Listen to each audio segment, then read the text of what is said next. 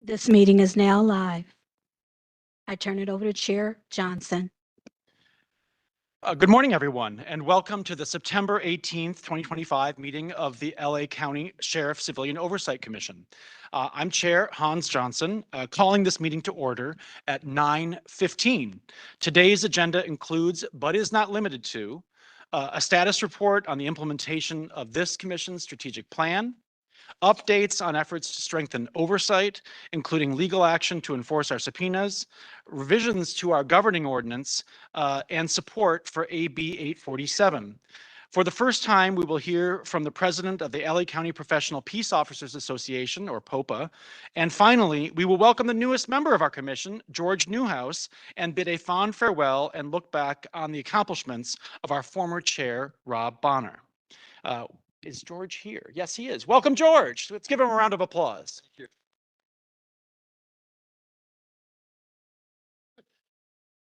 While we encourage community members to share what they believe to be deputy misconduct, it's important to note that this commission is currently unable to investigate our complaints nor review LASD's investigative files and confidential information. We are urgently working towards changing this. I will provide updates on our efforts throughout this meeting. Commission staff, Tracy Jordan and Robert Flores, will now explain in English and Spanish our procedures for filing public comment. Tracy and Robert? Thank you. To ensure a productive meeting for all, please follow the code of conduct. Speakers must cease speaking when their time has ended. Public comment must relate to the agenda item's subject, is limited to the commission's jurisdiction, and doesn't include the right to engage in dialogue. Please remain respectful and refrain from profane, personal, threatening, derogatory, demeaning, or abusive statements. Be respectful of the views expressed by speakers, staff, and commission members, and do not disrupt the orderly conduct of the meeting. A person engaging in conduct that is disruptful of the meeting is subject to being muted or removed from the meeting. Here are the guidelines for making public comment. For those wishing to speak in person, please turn in your public comment card here to my right. Those attending this meeting remotely, please raise your hand in WebEx. If you're on the phone, please press *3. Each person called up to provide public comment will have up to 2 minutes to speak on the agenda item, subject to time constraints. A non-agenda public comment will be heard near the end of the meeting. Now I will turn it over to my colleague, Robert, who will announce the rules in Spanish. Robert?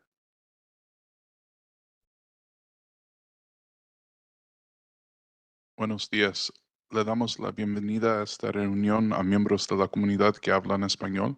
No tenemos un intérprete, pero sus comentarios serán traducidos al inglés para la comisión después de la reunión. Si desea hablar en persona, completa una tarjeta en la mesa que dice comentarios públicos. Si desea hablar por WebEx, levante la mano. Si desea hablar por teléfono, presione el asterisco 3.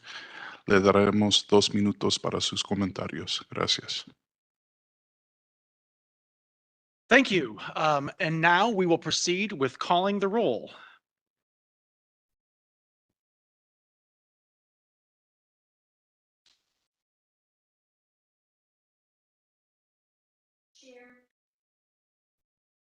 Present.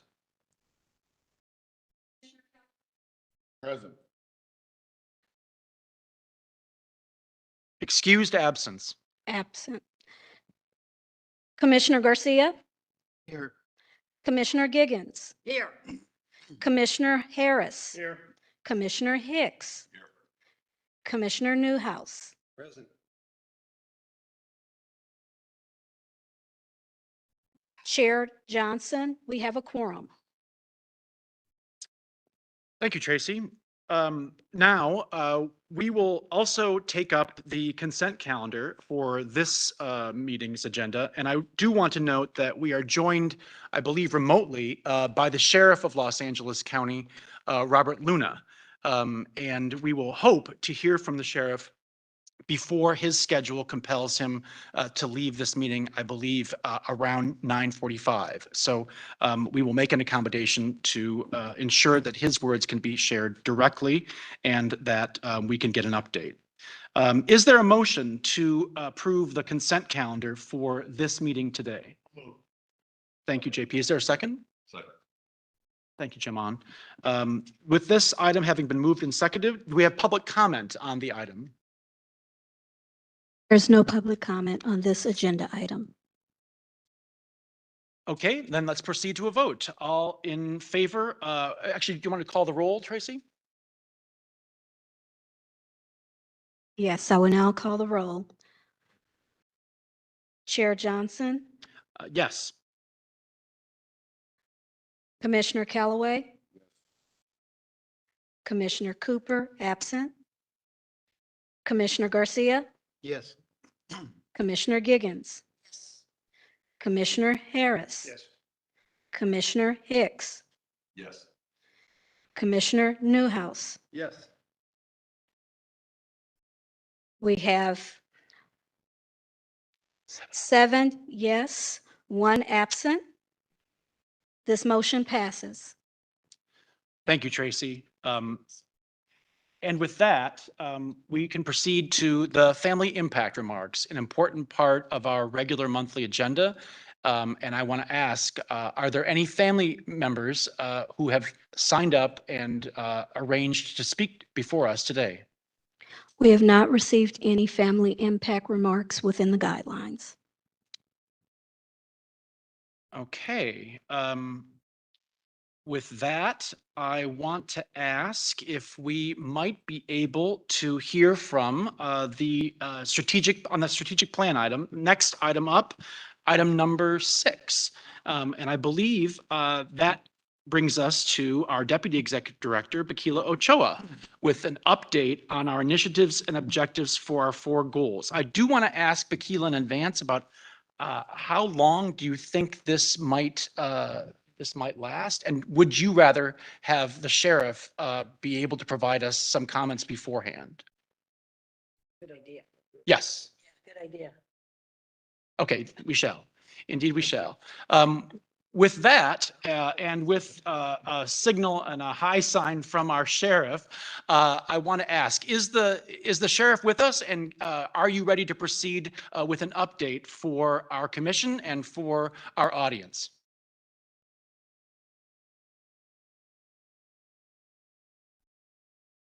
It's our understanding that the sheriff is trying to connect hybrid via virtually. Okay. So we are still trying to get him connected. Okay. With that, I want to ask, do we think we can make that happen in the next very little bit? We are working on it, so Okay. we will signal you to let you know as soon as that happens, Chair. Okay. With the indulgence of the other members here, I wanted to recognize someone else joining us here for the first time. We are joined today by the president of the Professional Peace Officers Association. I want to give a warm welcome to Stephen Johnson, who's here with us, who we're going to be hearing from in just a bit. And I also want to make note that today, here in Los Angeles County, we are preparing for further celebrations of Latina and Latino Heritage Month. And I want to make sure that on behalf of this commission, I recognize this important annual celebration, this month-long celebration kicked off by the celebration of Mexican Independence Day. We had a fantastic parade just this last Sunday in East LA, in which many LA County leaders and elected officials, community leaders were represented, including a longtime friend of mine personally and someone whose work has guided and informed this commission's work, Dolores Huerta. And I want to thank all of you who've been able to participate in the kickoff of Latina and Latino Heritage Month here in Los Angeles County. It has all the more significance this month, given the concerns about racial profiling and the reality of targeting people here in our communities based on race and language. It's more important than ever that we uplift and recognize the contributions of Latina and Latino heritage and culture to our communities and protect that diversity while it's under attack and terrorization here in LA County. With that, I want to ask, do we have the sheriff able to join us and speak? We are going to unmute a call-in who appears to be the sheriff. Okay. Caller, if you can please identify yourself.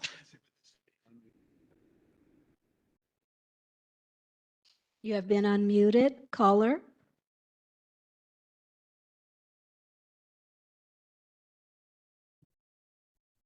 Caller, you have been unmuted.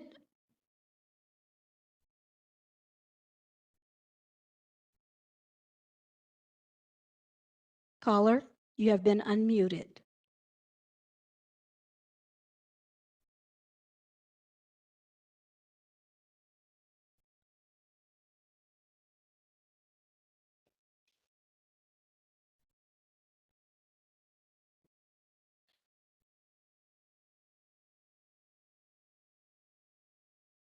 Can you hear me now?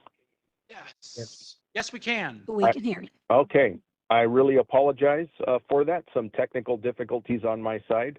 I've been listening to all of you all morning long. So if it's okay, I will proceed forward with my report. Thank you for your patience. I have a court hearing I have to be in at 10 a.m. I want to start off talking about the Attorney General's civil rights investigation. I want to make it clear to everybody, since taking office, I've made it a priority for the Los Angeles County Sheriff's Department to be fully engaged, cooperative, and transparent with the California Department of Justice in its ongoing civil rights investigation. The department has been responsive throughout the investigation. We've actually produced over 1 million documents and fulfilling more than 1,000 requests for information.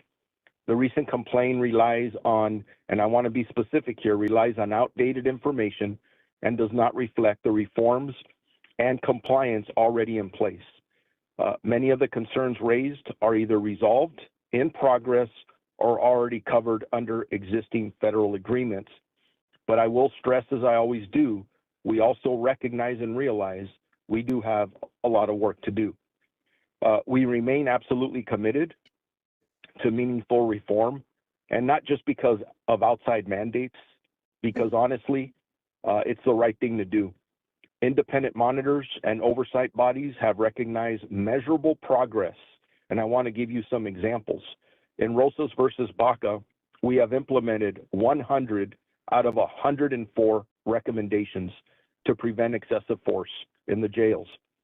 The DOJ settlement agreement, as of May of 2025, we are in substantial compliance with 50 of the 69 provisions related to mental health treatment in our custody facilities.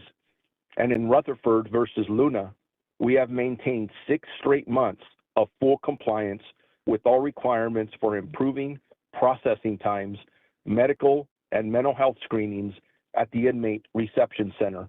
This was highlighted in some recent media reports. Now, to support these improvements, the department has invested well over $300 million in upgrades to custody facilities and operations, ranging from hiring additional staff, expanding telehealth and suicide prevention projects, to infrastructure improvements like plumbing, food service, and security systems. And just to give you one specific example, when I got here, we were doing pest control once a month. We have upgraded that to 5 times a week. That is not reflected in any of the current reports because it's based on older information before we started a lot of these reforms. Despite the progress, we recognize that the aging facilities such as Men's Central Jail remain a fundamental challenge. Long-term solutions lie not only in piecemeal fixes, but in replacing the facility with what I've talked about publicly on many occasions, a Care First treatment campus. One designed to provide proper programming, recreational space, and treatment services for those with serious medical and mental health needs. Our department is committed to accountability, transparency, and meaningful reform. We will continue to work with our oversight bodies, all of them, independent monitors, and the community to ensure that those in our custody are treated in a constitutional manner with dignity, safety, and care. It is very unfortunate that the Attorney General took the course that he did. We will continue to cooperate where we can. We will challenge old information where appropriate, and will establish the progress that has been made in all of our settlement agreements. Just one other quick statement to all of our commissioners. It was very depressing to hear, disappointing as well to hear the Attorney General speak, because when I got here, I challenged our employees, very good employees. And yes, I heard we don't have the staffing, we don't have the facilities, and things of that nature, but I challenged them to do better. And you know what they did? And I give them all the credit for the improvements that have been made, and there's been significant ones. So to hear the Attorney General describe old information was very disheartening. And I want to encourage our employees who I know are listening, keep up the good work. Keep up the fight. It is worth it. We are doing so much better than we have in decades, and I want them to continue that work. Just a couple, I'm going to change gears here really quick. That was regarding state DOJ. Regarding immigration, we are still in a very challenging environment. I have been stressing with our community that it is my job as the Sheriff of Los Angeles County to make sure people are safe and they feel safe. Unfortunately, a lot of the targeted immigration enforcement, the tactics, are not making our community feel safe. There's a lot of fear and anxiety out there. I recognize it. I've been working with advocates, community groups, really threading a needle between doing our job as the Los Angeles County Sheriff's Department and being sensitive to the needs of our community. I do want to stress this. If there is somebody in our community, and I say if, there are people in our community who are a victim of a crime or a witness of a crime, please, you need to contact the Los Angeles County Sheriff's Department or your local police department. We are not involved in civil immigration enforcement. We stay away from all that as much as we can, and we cannot let our communities deteriorate because of the tactics that are being used out there. So that's a little bit of a summary. I'm here to answer any questions there. And then one other quick item. I think with a lot of the tension going on right now in our country, with what some are classifying as political violence, please know that I have been communicating out to our communities that we, as the Sheriff's Department, are working very closely with other local law enforcement agencies, state law enforcement is the CHP, and even federal agencies across the country. I mean, we're in complete connection with other large law enforcement agencies, and we're keeping tabs on a lot of the information. I am concerned about a lot of the rhetoric I hear on both sides. The rhetoric does need to be toned down, and I'm challenging all of us. I'm an elected official, that we need to be very cautious because we're all very passionate about what's going on right now, but there are people out there who are listening and may not have the restraint or discipline to handle it appropriately. And we're monitoring those activities. And just know we've gotten a lot of concerns specifically from our LGBTQ community, our trans community, and we are in the process of having our liaisons, our LGBTQ liaisons for the Sheriff's Department and hate crime coordinators make sure that we are ever so vigilant and staying in contact to make sure that our community knows that their Sheriff's Department is here to serve them, to keep them safe, and protect them. One other quick thing that I want to bring up, and then I'll turn it over to any questions you have. Regarding crime scene entry protocol, I know this was discussed a couple of meetings ago, so I'm going to provide you an update that as of September 1st, 2025, the Bureau implemented a formal unit order designed to establish consistent procedures that both safeguard the integrity of crime scenes and clarify entry protocols. This measure was taken to eliminate any ambiguity and to ensure that our practices remain transparent, accountable, and aligned with oversight expectations. To date, no member of the department, investigative unit, or office of the Inspector General has been denied entry into a deputy-involved shooting crime scene. All approved members have consistently received a walkthrough briefing conducted by a designated Homicide Bureau representative. However, and I do emphasize, however, in rare circumstances, temporary restrictions have been necessary. These occur only when the physical layout of a scene or the stage of evidence collection makes full access impractical without risking the preservation of critical evidence. Please remember, every time we have a case like this, it ends up in court. So who goes in, who goes out, and what they do is very, very important.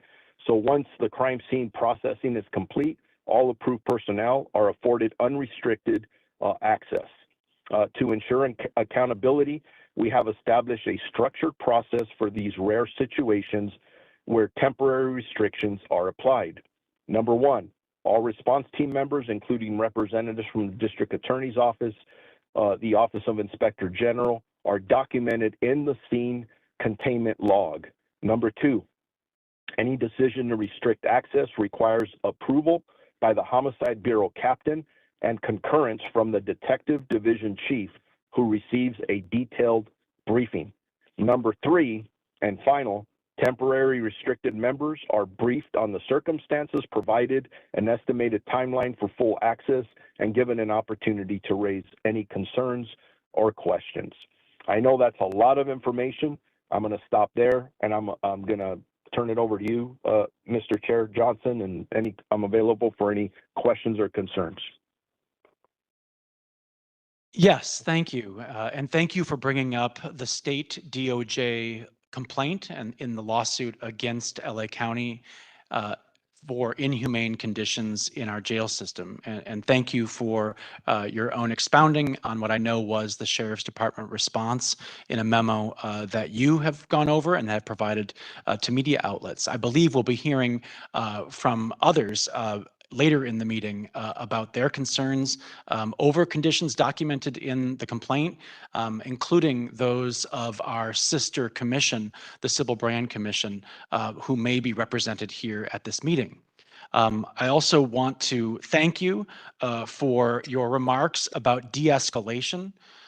We are in an incredibly fraught time where the exercise of democracy and protecting our democracy, including the gatherings like this today, which itself is an important exercise of democracy, needs to model de-escalation and needs to highlight the value of de-escalation by law enforcement and by all of us in positions of civic leadership. Collaboration, local democracy, accountability depend on our ability to have reasoned conversations and to have fact-based deliberation and decision-making. And de-escalation is essential to the exercise of all of those important, essential elements of our democracy. I also want to thank you for highlighting the sense of endangerment that LGBT people in particular, LGBTQ communities around the country, including here in Los Angeles County, continue to feel that those in power are turning their backs on us and are turning away from long-standing core values of this country and of the institutions that are supposed to welcome and include us and serve us. And so I thank you for that. And I want to highlight the work of a veteran of this commission, Daniel Delgadillo, who is now working just as you say, Sheriff, in that LGBTQ outreach function for the Sheriff's Department. All of us remember Daniel's work, I think, very warmly, and it's wonderful to see that continuing in capacity with the Sheriff's Department. And finally, I want to thank you for your efforts to clarify crime scene visitation. I know we'll be hearing from the Inspector General at this meeting about concerns over that policy, its weaknesses, and how it actually plays out in reality on the ground. And so I'm hopeful that that discussion can continue as it has at past meetings. And finally, before we move on, for all of you here who are looking for some updates on the consent decrees and settlement agreements that this county has engaged in over conditions in the jails and over the police and sheriff activities, especially in the Antelope Valley, we will be conducting a monthly update in sequence to those settlement agreements at this meeting, starting at the October meeting with an update about the Antelope Valley Settlement Agreement. So I want to be very clear that that is not forgotten, that has not fallen off the radar of this commission, and that we hope that these meetings can be an important opportunity to provide updates, meaningful, actionable facts from the Sheriff's Department, and a review of the periodic reports under those settlement agreements, including the 4 that relate to custody settings in this county. So I welcome the sheriff's input on those as we begin that sequenced update of the settlement agreements, starting with our October meeting.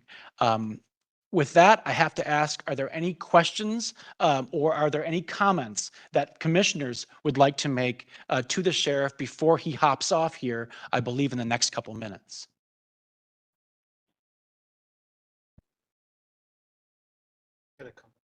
Thank you. Thank you, Sheriff Luna, for your comments about the recent improvements regarding conditions of confinement. It raises the question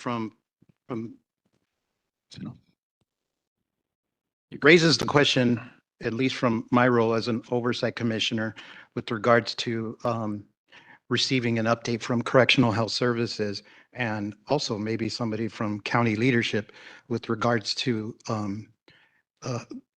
what the county and Correctional Health Services are going to do regarding access to health and behavioral health, specifically substance use care within the jails.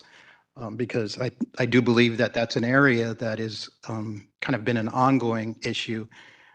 And with regards to the custody component, the responsibility for care is Correctional Health Services. And I think it might be good to have somebody from Correctional Health Services come in to report, what is being done with regards to, care within the jail. So thank you for that. And then one last thing, with regards to immigration enforcement across the county, I think it is a very scary time for people, Mexican Americans, Central Americans, Latinos in general.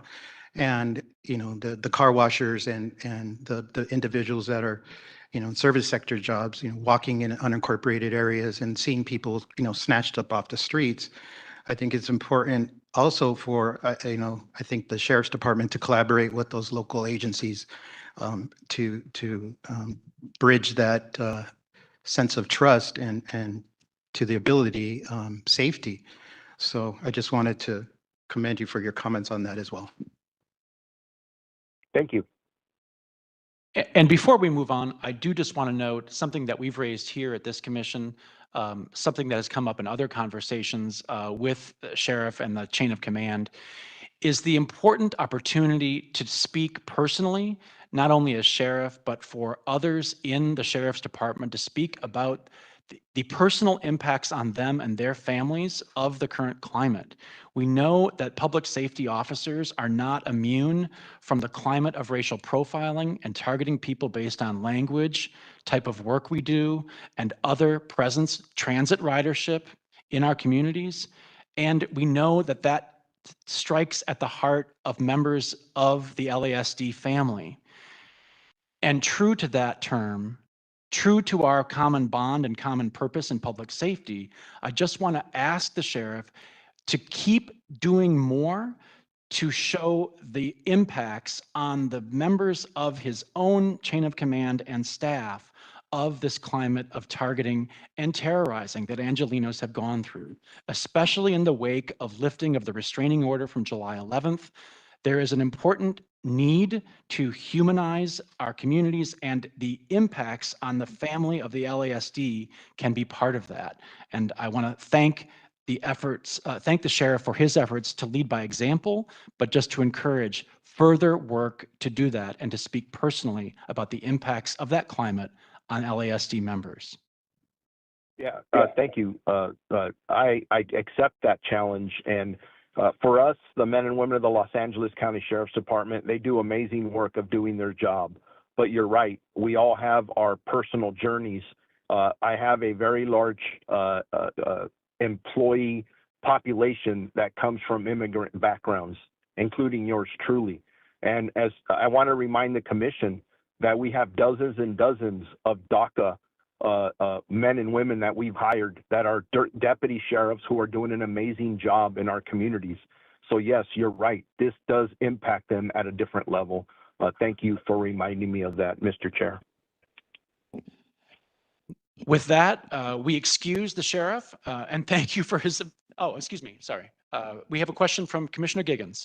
I just wanted to make a comment. I'm so glad that we are bringing the impact of so many of us in this community, in the larger LA County community, the sheriff's department, the county employees, the city employees, nonprofit organizations, businesses. LA County is made up of multi-status families. So even if someone is not directly impacted, we all know people, or we are related to people in our families who are at risk, some who have already been taken. And so I'm just so glad that we're kind to have a bigger, get in the helicopter and have a bigger view of the impacts. So thanks for all of that. Thank you. Thank you. With that, thank you again, Sheriff. We hope that you come back next month, and we hope to be in touch with you as we are between meetings to keep up the work of collaboration and consultation. Yes, sir. Thank you all for your work. Thank you. Have a good day. I want to now turn back to our Deputy Executive Director. Dr. Bakila Ochoa works under the Executive Director of our commission, Charmaine Mosley, who joins me here at the front table. And I welcome Dr. Bakila Ochoa to provide an update on our strategic plan, progress on it, and any aspects of that work he wishes to foreground here in this update for us. Including for commissioners and for our many stakeholders here. Good morning, everyone. Commissioners, you should have received a copy of the updates. It's color coded, green being completed, yellow being in progress, and red being incomplete, or we sort of paused on that. Just as a reminder, sorry, excuse me one second. You all voted to approve this plan in January of this year. There were 4 overarching goals under which there were numerous objectives. So goal 1 was to improve the professionalism of the Sheriff's Department and its interactions with the public, and to build public trust in the department. Goal 2 was to restructure and strengthen civilian oversight of the department. Goal 3 was to build relationships with community members by hosting effective community engagement events, attending public meetings, and receiving community feedback. And goal 4 was to focus on the sustainability of the commission by improving and or streamlining our internal processes. So just to go a bit more in depth under goal 1, obviously, this commission's work to remove, to work with the department to remove deputy gangs and cliques, obviously is under Goal 1, that's something that's ongoing. Last October, the department adopted, implemented a policy prohibiting membership in deputy gangs. But as we know, the policy to prohibit, well, I guess an updated policy, because the sheriff would say that there's already a policy, an existing policy on the books regarding deputy clicks, but an updated, stronger policy regarding deputy clicks is still, as I understand it, in the meet and confer process. So that's why this is in yellow, and it'll remain in yellow until that policy is fully implemented by the department. Any questions about that particular?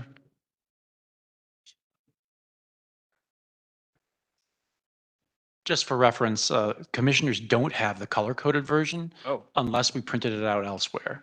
I So, see.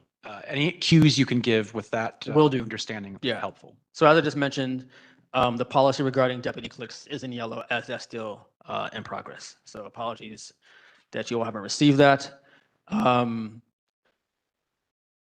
Objective 2 under goal 1 was, this commission agreed to review LASD discipline processes and make recommendations to make the discipline process faster, fairer, and more effective. The discipline ad hoc has not yet developed an initial draft of a report making recommendations to the department to improve its discipline process. And as you see on the agenda, the discipline ad hoc is scheduled to be considered for dissolution today. So this commission would need to decide whether or not to dissolve the commission or agree to take up the work to finish making recommendations on how to improve the department's discipline process. So I'll just keep trying to maybe highlight the big not yet completes. Maybe that'd be the easier way to go. This commission also agreed to work on decreasing the number of LASD uses of lethal force incidents and out of policy head strike incidents in the jails. At this point, sort of similar with the discipline ad hoc, the use of force ad hoc has not been able to determine the LASD use of lethal force incidents. As you recall, the ad hoc sent a number of memos and requests for information regarding use of force incidents in the jails. And on a number of those incidents, we were denied the information that we requested because of confidentiality. So as a result of being denied that information, the ad hoc could not and did not dig further into those use of force incidents. So hopefully at some point when we're given the access to confidential records that we want to see, we'll be able to take up this project again. So let's see. Also recall last year, I think that's this earlier this year, I can't remember. So maybe it was last year as well. I gave a presentation to this body about the 65 to 35 ratio of deputies to custody assistants in the jails. We had asked that this provision be removed from the MOU between the department and the county. I think we even asked to observe or participate in the meet and confer or negotiations regarding that particular issue. We were denied access and influence on that process by the CEO. Recall the CEO sent a letter to this body outlining why she believed this commission could not, why the recommendation could not go forward and we couldn't, our recommendation couldn't be considered. So I don't know where that negotiation process is, but I would guess that that provision still exists or is scheduled to exist in the MOU between the department and the county for sheriff department services. So again, this is something that the ad hoc could take up. Recall that the jails ad hoc was renamed the jail staffing and conditions ad hoc, specifically with the aim of making recommendations about the ratio of deputies to custody assistants in the jail. So again, this is something that the ad hoc and this body might want to reconsider at a later date. This is a rather lengthy document, it's 13 pages, so I'm going through to pull out sort of some of the, obviously, we've been engaged in the process of amending, trying to amend 3.79 of the county code. We started this process, I believe, mid to early 2024. We're still ongoing in that process. We are obviously closer than we were last year, but still not there. So hopefully, before the year is out, we will see a version of 3.79 that we'll all be happy with. So that's where we are with 3.79. We've had conversations with county council, good conversations about provision regarding how this body would protect confidential information should we ultimately receive it. So that's the last sort of point of negotiation between the commission and county council. So hopefully that can be resolved in short order and we can get this over the line. Obviously, the board will still have to vote to approve it, but at least get it to the board for consideration, I should say. Let me see. Anything else? Yeah, I mean, it's a long document. It might be helpful. Well, let me just add, also, we had a lengthy conversation at this body about trying to identify a permanent space a new permanent space for the commission. We tried HOR, it got mixed reviews. We had requested a space at HOA. That wasn't accepted, so alas, we're back at St. Anne's.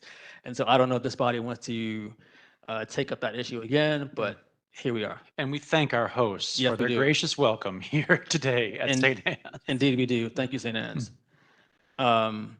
I think also it's important to point out that we've made, and it's in yellow, so it's still in progress, but we've made, I think, significant attempts to make the work of the commission more visible through hiring Christina Villacorte, our communications manager. I think she's been very successful in helping to make the commission's work more visible. And we hired Robert Flores as our community resources coordinator to help bolster this body's engagement with the community. That's in our mandate. We shouldn't forget that. This body hasn't forgotten that. And I think Robert has been successful in improving this body's engagement with the community. We've hosted a number of town halls, listening sessions. Robert is making a point to visit every single CAC, Community Advisory Committee, at every station throughout LA County. And so community engagement is a pillar of this body's work, and Robert has, I think, been successful in helping this body meet that mandate. So there's a lot more to discuss. That might be worth having a part 2 to this conversation after you've all reviewed the color-coded version. So maybe we can squeeze it into the October agenda, but it's a lot. There are a number of objectives. This commission is really busy, really active. And mixing in the weeds with 5,000, 10,000 foot work. Exactly. I think, and you're doing an excellent job holding much of that. I want to channel Commissioner Giggins, I think, for a second, and say, I'm just so pleased to see the level of detail and progress in so many areas that we are making and that is manifest in this update. Like Commissioner Giggins, I just want to thank those who are accomplishing so many of the details and making progress. With a sheriff who is increasingly amenable to the consultation and input, I think, from us, although we face serious barriers in policy and including from the department in some ways to effectuating the purposes outlined in our strategic goals. But they remain our goals. You've done a great job summarizing them. And I want to open it up. Any questions from commissioners about that update?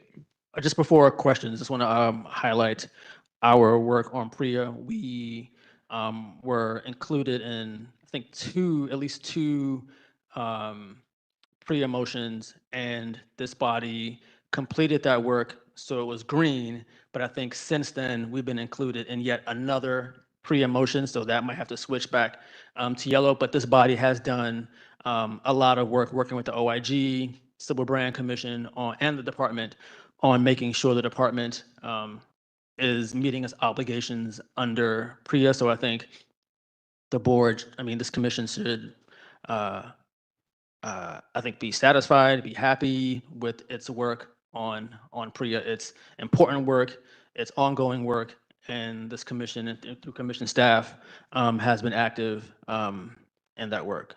And then I think lastly, as we try to, work to, with the department to continue to improve professionalism, discipline process, transparency. Much of the work that this commission does will be ongoing. And so a lot of what you see will be in yellow. Should not be taken as this commission is unable to complete its work. It's just that a lot of what we do will be ongoing beyond our tenures on this body. So just want to make that point. Thank you, Bakila, and thank you for that overview. We'll note that even in the course of this week, how many people here care about the issue of automated license plate readers in our communities? How many people care about that issue? That issue has now been handed in part to us as a commission from the Board of Supervisors through an ordinance passed on Tuesday that empowers and actually encourages and pushes this commission to hold an annual forum about privacy rights for Angelenos in multilingual, fluent information at the community level about privacy rights and how Angelenos can safeguard ourselves in the face of the increasing ubiquity of automated license plate readers sharing data across from public and private operators into databases that are used increasingly by law enforcement. So even in the course of this week, our commission has taken on a new responsibility in dialogue and consultation with the Board of Supervisors. So I just want to make sure that we noted that. And finally, again, before I turn to questions, we are in the process of updating our ad hoc committees.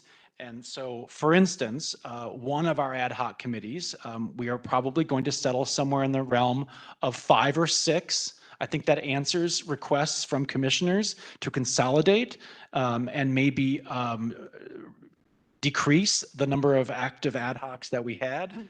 But one is going to be called the Decarceration and Humane Conditions Ad Hoc Committee. So it is going to hold some of the work that you referenced, Bakila, in your presentation, and there will be an ongoing vehicle for that work around humane conditions or inhumane conditions in custody in LA County. So with that, I want to ask, are there any questions from my fellow commissioners? We have 2 public comments on this item. Thank you, Tracy. Let's take the first. The first one is in-house. We have Judge Robert Bonner. Please take the podium. I just wanted to make a brief comment on the first goal. The second objective was to make a report and recommendation through an ad hoc committee with respect to the discipline system. The discipline system is of the Sheriff's Department. I think it's probably fair to say it's broken. It certainly doesn't work very well. And the purpose of this ad hoc committee was to make recommendations to figure out how we could make the discipline system fairer, faster, more efficient.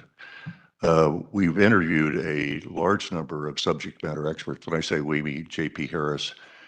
I'm trying to remember who else was on that, but what happened, and it's totally on me. I got extremely busy with some other things when I was chair, and so the final report and recommendation didn't get written. Also, Nune was helping me with that, and I was, be honest with you, I was waiting for her to come back so we could, I might have some assistance on it. But suffice it to say just this, I know I've discussed this briefly with Hans, but I'm probably not going to be here when you discuss the agenda item to dissolve the ad hoc. I would suggest that you might consider not dissolving it yet. My plan would be to take a look at the draft report that we have, which is, I would say it's about 60% completed. Still need some work on the recommendations. Submit it to JP Harris or whoever the chair designates, and see if we can't actually get a report and recommendation out in the next month or two. So I'll undertake to do that, and I just wanted to make that comment. And of course, if there are any questions about it, I'm happy to answer those. But I'm hopeful that we would at least have a chance to take a look at it and see if we could make. I think there's some important and meaningful recommendations that this commission could make, and I would hope that Sheriff Luna would be receptive to them. Thank you. Thank you. Our next public comment is online. Pamela Moses, you have been unmuted. Pamela?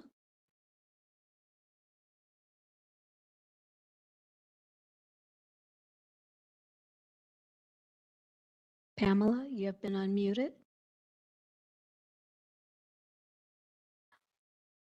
Chair Johnson, we can move forward. Okay.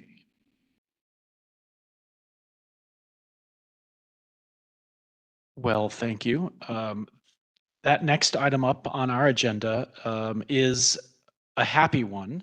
I believe this is the first time we've been able to have with us the president of the Professional Peace Officers Association. And I want to give a warm welcome again to Stephen Johnson, who is here with us today to speak on behalf of POPA.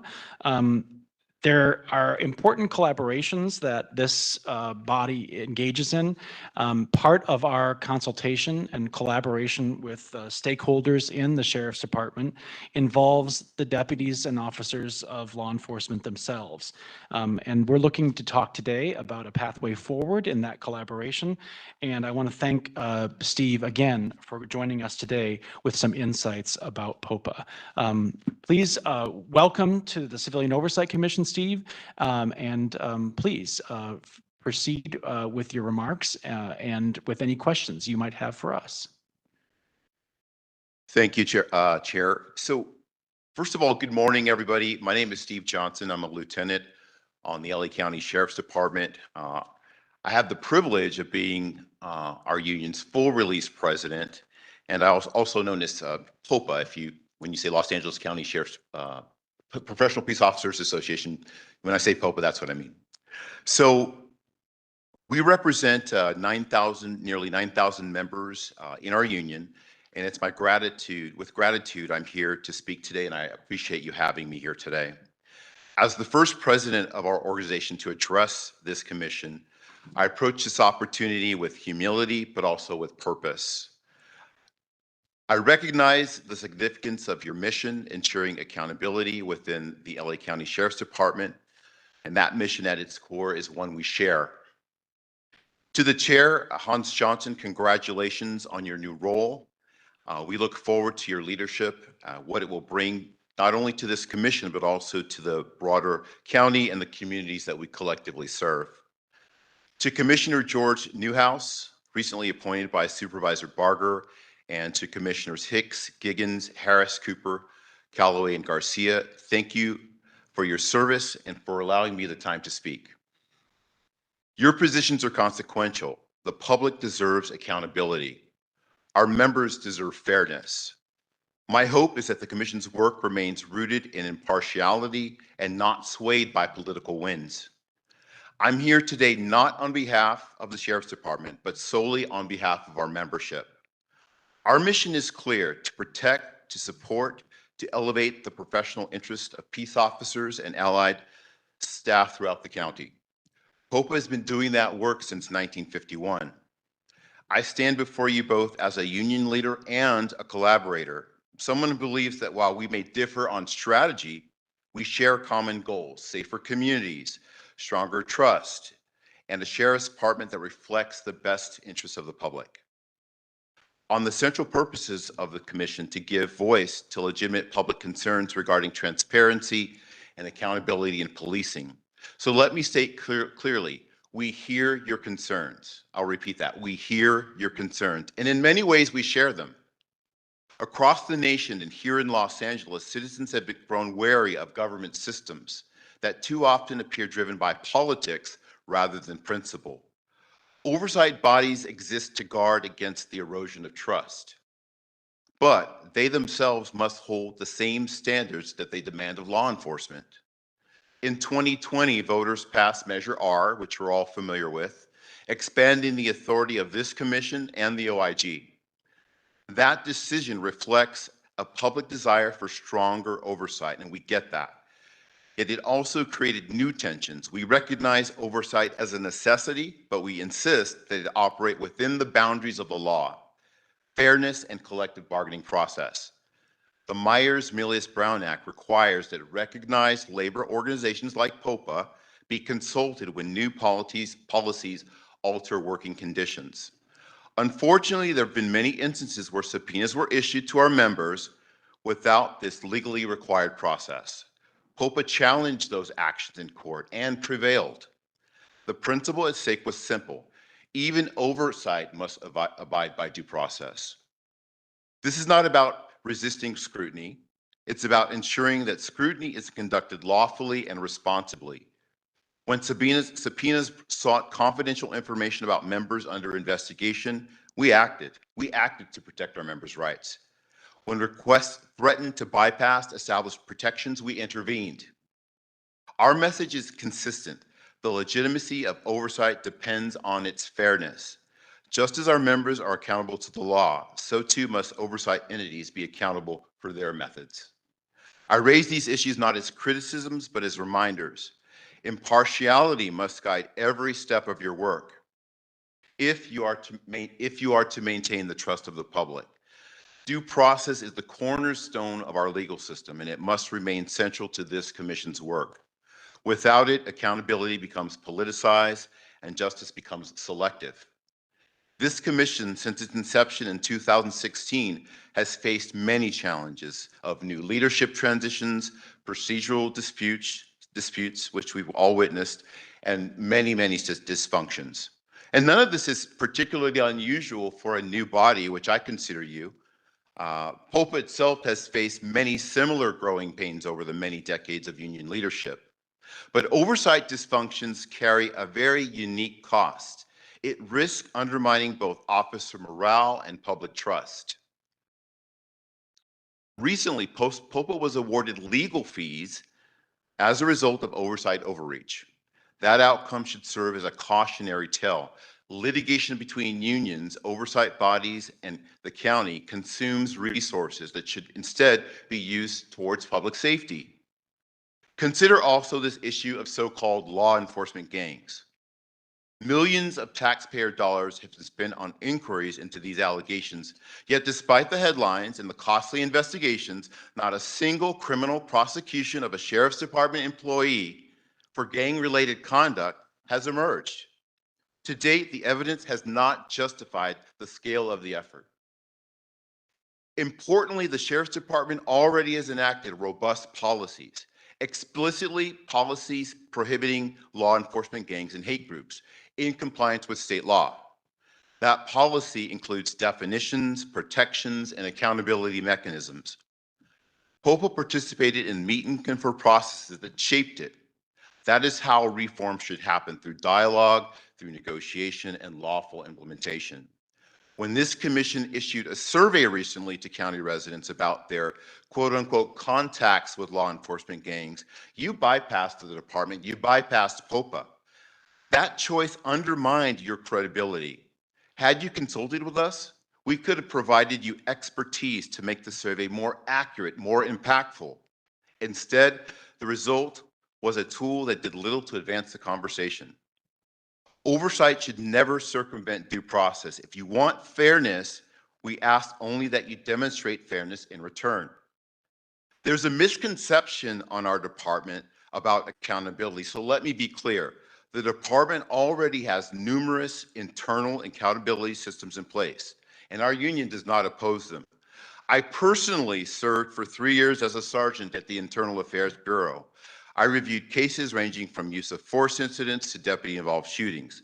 The investigations were detailed, comprehensive, and rigorous. Contrary to the narratives often advanced, I never ever encountered evidence resembling organized gang activity within our department. Beyond internal investigations, the department has implemented multiple tools for oversight. The rollout of body-worn cameras, for example, provides an additional layer of transparency. Just last week, POPA concluded negotiations on the custody division's body-worn camera policy. Now, I want to be honest with y'all, the process was grueling, it was long, and it was at many times contentious, but it was ultimately very, very productive. Similarly, last year, we negotiated the department's updated force policy. The process demonstrated the value of collaboration. The county, the department, and POPA each brought unique perspectives, and the final product reflected balance. These policies were not handed down unilaterally. They were shaped through negotiation and through dialogue, the very principles that build legitimacy. Oversight must recognize that accountability is not limited to external bodies. The department already has layers of checks, chain of command reviews, force board reviews, internal affairs, civilian litigation, and many other resources. POPA members are held to standards every single day. If this commission wishes to strengthen accountability, we encourage you to begin by understanding what already exists. Oversight that builds on existing systems is effective. Oversight that ignores them risks redundancy, it risks confusion, and also mistrust. The goal should be to complement, not to compete. True accountability requires us to recognize that internal mechanisms and external oversight are not adversaries, but they're actually partners. Oversight is not only about policies and investigation, it must also consider the lived realities of those who served. For example, our members. Our members are facing working conditions that are increasingly unsustainable. Recruitment and retention remain in crisis, and a recent national survey by the Police Executive Research Forum revealed modest improvements in staffing levels across the country, but large agencies, especially here on the West Coast, continue to struggle. And the sheriff's department is approaching a vacancy rate at roughly 25%. That number is not only a statistic, but it's also a threat to public safety. The demands on those who serve are immense. Mandatory overtime, extended shifts, constant exposure to trauma from trauma have increased to strained morale and contributed to growing concerns about mental health and wellness for our members. Meanwhile, other agencies are aggressively recruiting our personnel. Torrance, for example, is offering bonuses of up to $100,000 for lateral hires. Smaller agencies are using retention incentives to lure away experienced deputies. These offers are hard to ignore when our members feel undervalued. Hope has been negotiating with the county for over a year to improve wages and working conditions. We have presented nearly 20 substantive proposals, yet the county's counteroffers thus far do not reflect the gravity of what exists, the crisis that exists. Morale suffers when sacrifices go unrecognized. I think we all understand that. This commission must understand the connection between working conditions and public safety. Overstretched deputies cannot serve their best. Fatigued investigators cannot give the cases the attention they deserve, and communities ultimately feel the effects. Oversight should therefore be mindful of the human element. Criticism without support deepens frustration. Balanced accountability acknowledges both the challenges and the sacrifices of those behind the badge. Words carry weight. They carry a significant weight, just the fact of a mere word in a definition. So your choice of word and your voices can actually erode the morale that exists within our department amongst our members. So let's help restore that. So just to close, Chairman Johnson, members of the public, thank you again for the opportunity to speak. I stand before you here today not only as the president of POPA, but as someone who has devoted my entire life to public service. I've served my country in the military in uniform. I've served the county as a law enforcement officer, and now I serve my colleagues as their elected representative. That perspective has taught me a single simple truth. Real progress comes not from conflict, but from collaboration. Our nearly 9,000 members, sworn and professional alike, wake up every day committed to protecting the people of Los Angeles County. They do not seek praise, they seek fairness, and Oversight has a role to play in that equation, but so does support. When done right, Oversight strengthens trust, but it must be impartial and respectful of due process, mindful of the sacrifices our members make. It must be guided not by political optics, but by principle. We ask this commission to join us in building models of oversight that protect investigative integrity while respecting the rights of employees. We ask you to consult with us and not to bypass us when creating policies that affect our members. And we ask you to balance scrutiny with solutions. Despite differences in approach, we share common goals: safer communities, accountable institutions, and respect for civil liberties. Let us work together to achieve this. HOPA stands ready to engage in good faith. We will continue to defend the rights of our members, but we will equally be committed to meaningful collaboration. The people of Los Angeles County deserve nothing less. So I thank you for the time. With that being said, I'll yield the remainder. I know there's limited time, but I'll yield the remainder of my time for any questions from the commission, and I thank you.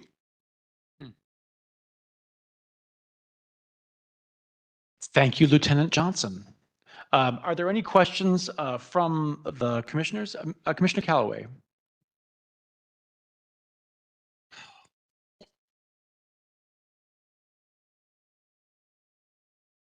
Good morning.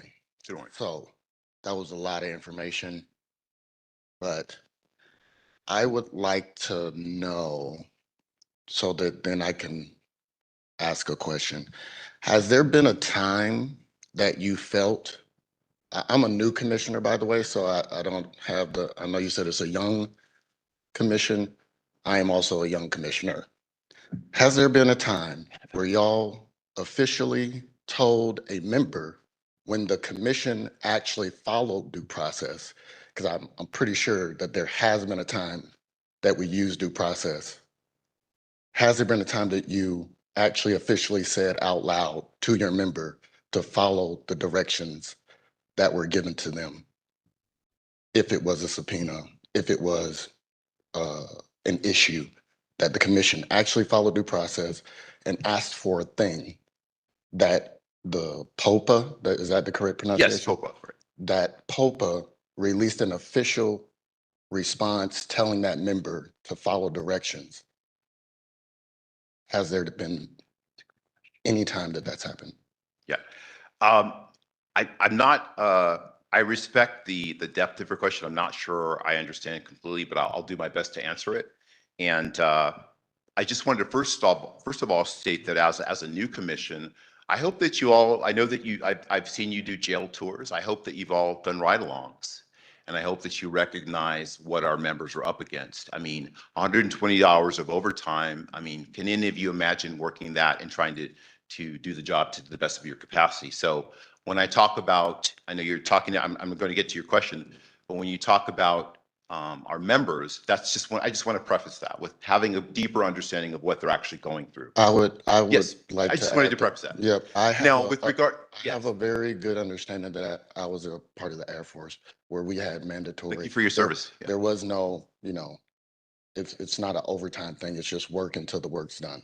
Correct. And I myself, I served 12 years as an officer in the Air Force, and so Thank I you think for we didn't your have service. we didn't have unions in the Air Force, and Yep. so I mean, and I love POPA and I love fighting for our members. But to get to your question, and I'll answer it as best I can, I'm going to have to give you a 10,000-foot level, only for the sheer fact that we have 3 actual actively being litigated cases, unfair labor practices, that we filed against the OIG, which may involve this body, maybe not. So I have to be careful about how I answer that question. But let me leave you with this.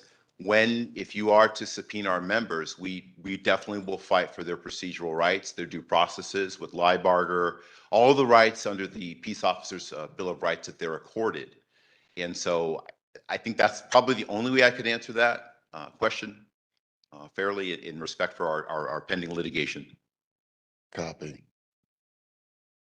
Any other questions? Commissioner Giggins.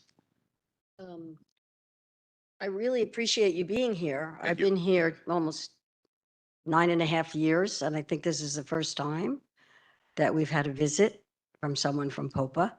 So that's a good sign. Um, You've outlined a lot of definitions of what you see oversight to be. And those of us who've been here a while, you know, we had instructions from the original, where we all actually swore on the Constitution to abide by the Constitution in our jobs here as oversight commissioners. And I just want to remind you that the first 4 years of the work that we tried to do, the leadership of LASD opposed us at every turn, rejected oversight at every turn. So half of our existence has been a struggle to actually do the job that we were all appointed to do, and why this commission was created. And like some of your, I appreciate the loftiness of your definitions, you know, and I do appreciate the challenges of the morale of the department. Absolutely. I think we all have over the years. It's a tough job, and it seems to always get tougher because life seems to get tougher and more violent. And we need our law enforcement agencies to protect the community, follow the law, but also somehow connect and not be disconnected. And I think one of the things that this commission has done was we listened to the community, and people came here and we went out into the community, and a lot of what we were told was the department doesn't listen to the community. So I just wanted to add that to your perspective, you know, that some of us been at this a long, you've been at your career for a really long time. And as you say, you are a dedicated public servant, as we are, as we are. And it's challenging. And nobody wants somebody looking over their shoulder when they're doing their job. I mean, we all have to accept that. That is right there a problem. It is uncomfortable. It's sensitive. It's in the way. It's in the way often about how folks do their jobs. And this is not just all of our jobs. You know, nobody wants somebody looking over their shoulder. But we have, I believe, been successful in bringing the issues that many communities and individual families to the sunshine of really bringing light to what these experiences are, which were largely ignored in many ways. Not everybody in the department, but largely ignored, you know. So, I mean, we have a long way to go for oversight to be collaborative. That would be great.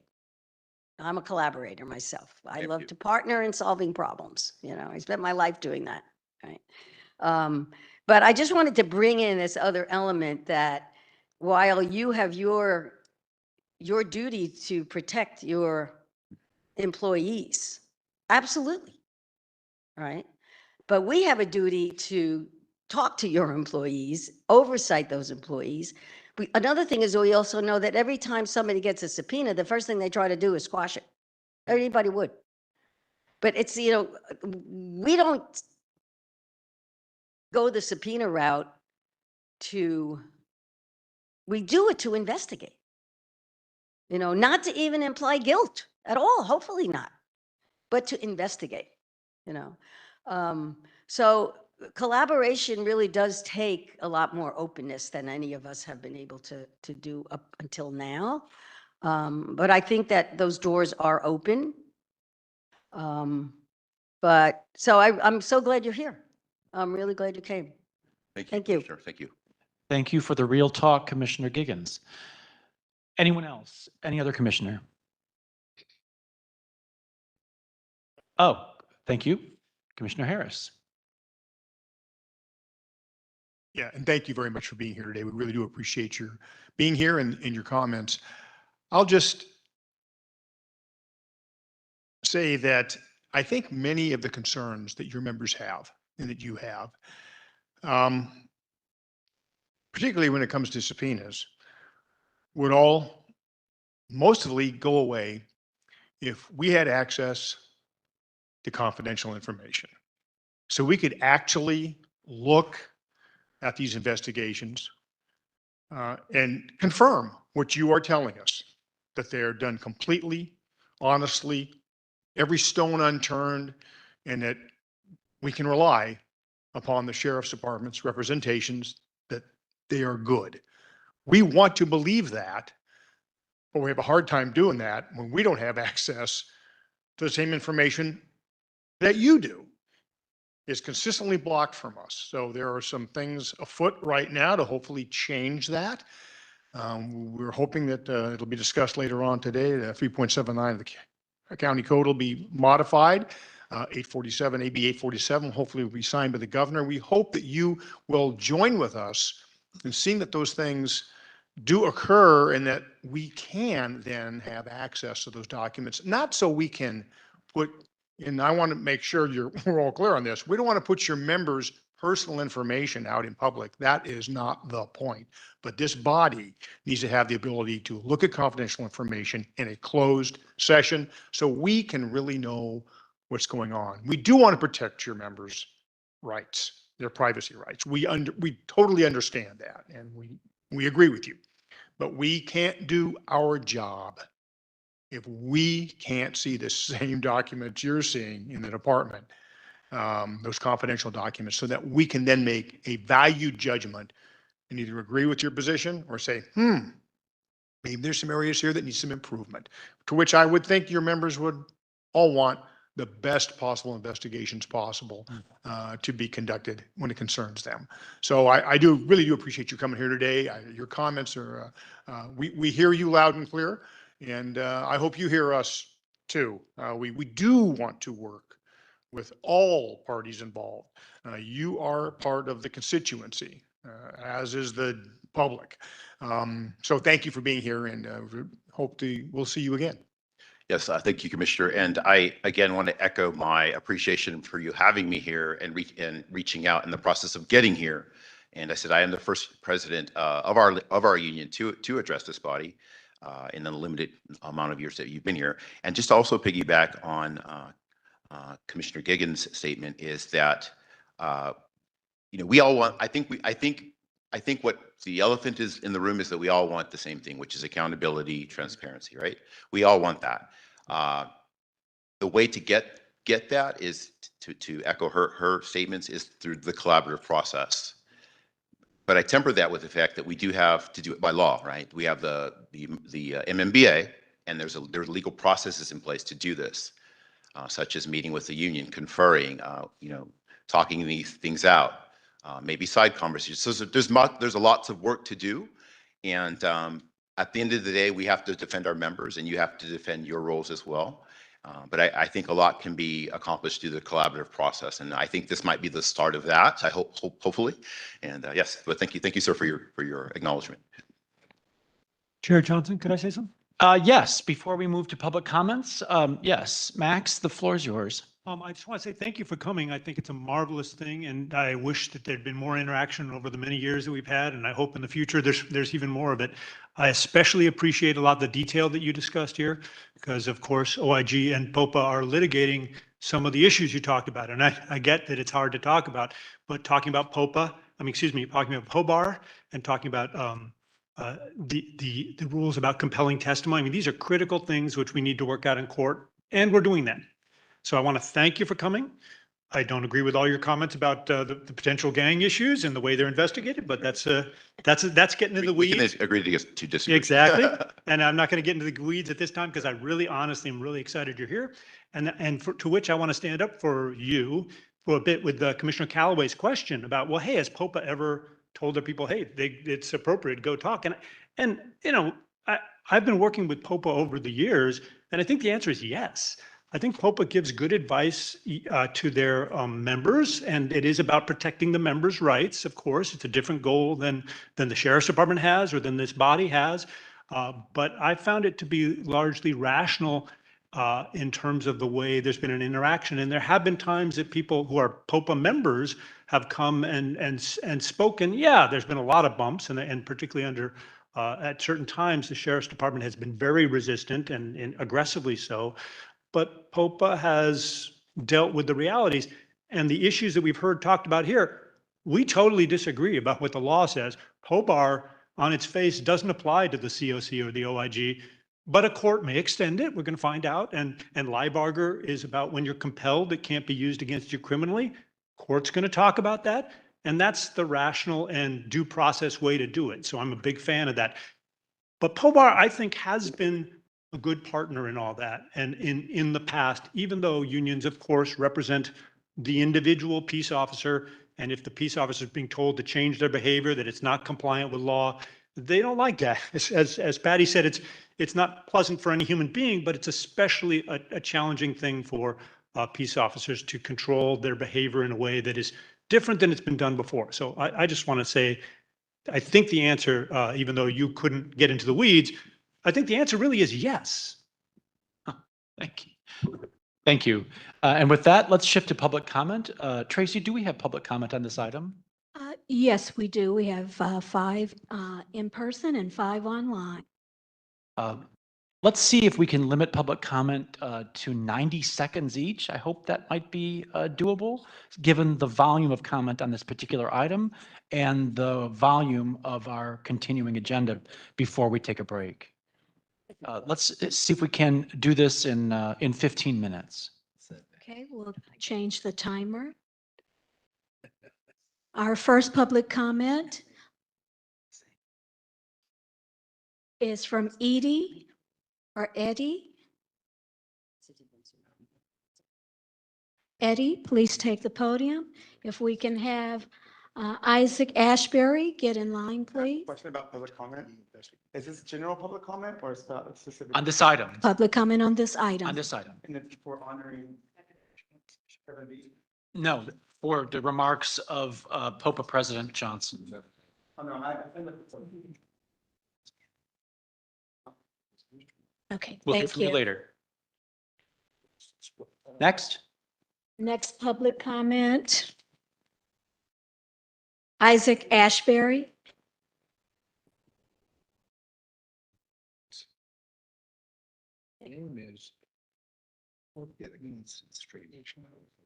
Good evening.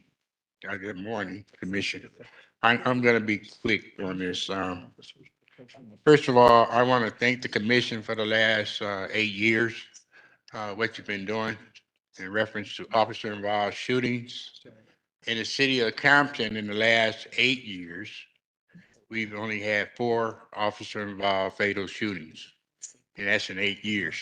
So you got to give yourself credit. But prior to that, in 2009, Avery Cody was shot in the back by Jump Out Boys from Operation Safe Street. I'm glad to have this president here from the union, because we've been saying about deputy gangs for the past 8 years from the time you guys got started. The only reason why that when they say, well, show us the deputy gangs, the commission has had the respect to say, let's not do that. But I provided the commission 15 pages, the board of supervisors, every sheriff from Sheriff Baca, Sheriff McDonald, Sheriff Villanueva, Sheriff Luna, 15 pages of officer-involved shootings. Some of them are up to 8 officer-involved shootings. So for you to get up here and say that it's not this, not that, we can give you the facts to show different. If you look at Vincent Miller case on the lawsuit with those 8 officers who were harassed by the banditos, they paid $80 million to those 8 officers. So I will be submitting this to the new president. Thank you. Thank you. Our next public comment is from Maricela Rosen. Maricela, please take the podium. And if we could also have Vanessa Perez stand in line next. Thank you.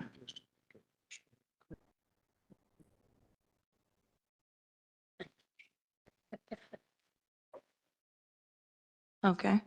Hello, my name is Marcella Rosen. I want to start by saying I think it's truly bold that you came in here saying the commission has undermined its credibility by pursuing accountability for sheriff deputy gangs. I think you undermine your credibility by saying that there's no proof that they exist when there's ample evidence that has been vetted and reported in local, state, and national outlets repeatedly over the last several years. The lack of criminal convictions for sheriff deputy gangs is not proof that they don't exist. It is proof that LASD and unions have successfully suppressed accountability and oversight bodies such as this. The LASD does not want accountability, and it definitely does not want transparency because it would show that LASD has committed the acts of violence against this community and covered it up, such as in the case of Joseph Perez. Viewing subpoena filed in closed session is not a violation of due process. It is this body's right. The AG Rob Bonta said in his recent lawsuit that LASD has refused to cooperate at every step of the investigation and in every type of compliance. He said that if they were willing to cooperate in any respect over the last several years, he would have chosen to do that instead of filing a lawsuit. And for what it's worth, I found the way that you addressed this commission and this room condescending and disrespectful. Thank you.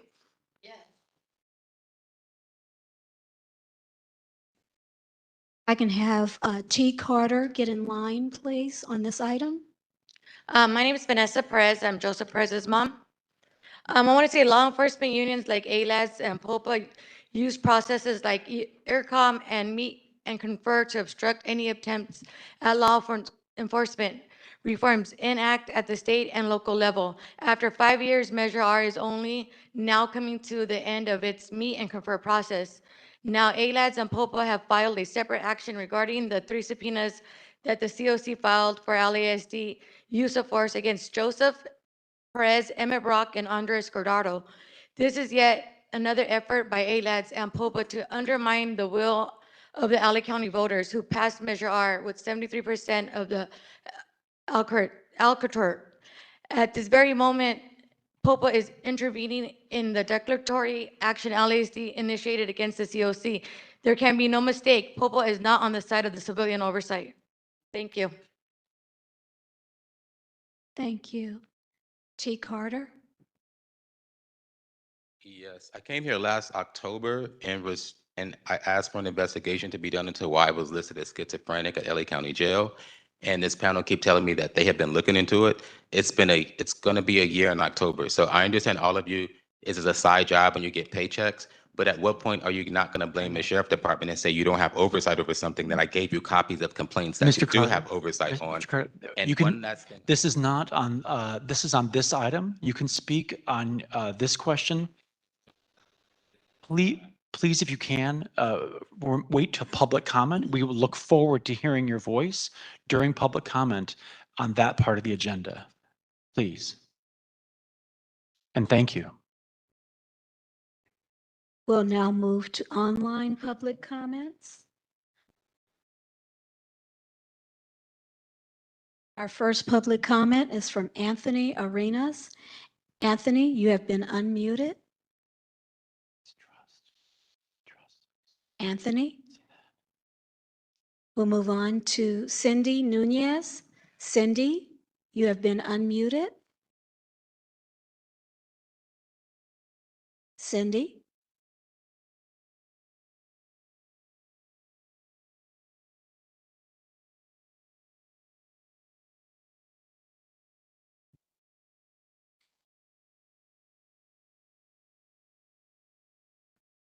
We'll move on to our next. Pamela Moses. Pamela, you've been unmuted. Pamela Moses, you are unmuted. I'm not speaking on this topic, and I want my full 2 minutes pursuant to your bylaws. Is this public comments? This is public comments on item number 7A. Yeah, but I'm not speaking on this. I want my full 2 minutes. I'm not going to be limited this is very important. I need to speak to someone about the subpoena process. So if this doesn't pertain to the subpoena process, I'm not speaking on this. We'll hear you later on the agenda. And thank you for calling in. You will get 2 minutes. Thank you. Thank you. Our next public comment is from Youssef Miller. Youssef, you have been unmuted.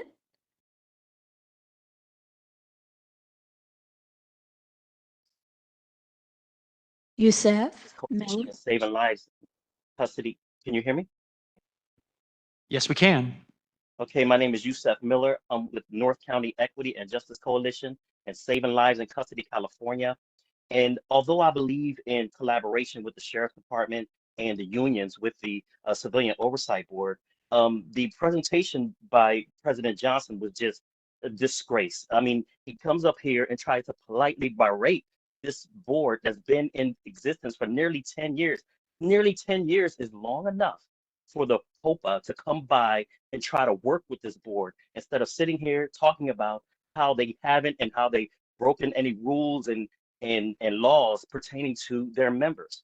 Their members are being charged, their members are being looked at for problems against the community. So this board stands between those members in the community. And if you want to say that there's nothing to see here, we got it. We have these rules and regulations and we keep tight rein on our officers.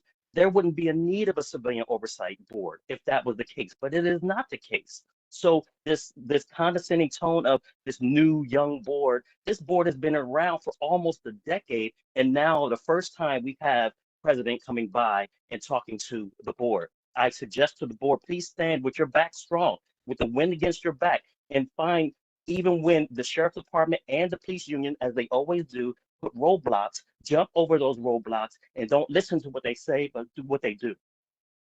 Thank you. Thank you. Next public comment is from Deanna Brock. Deanna, you have been unmuted.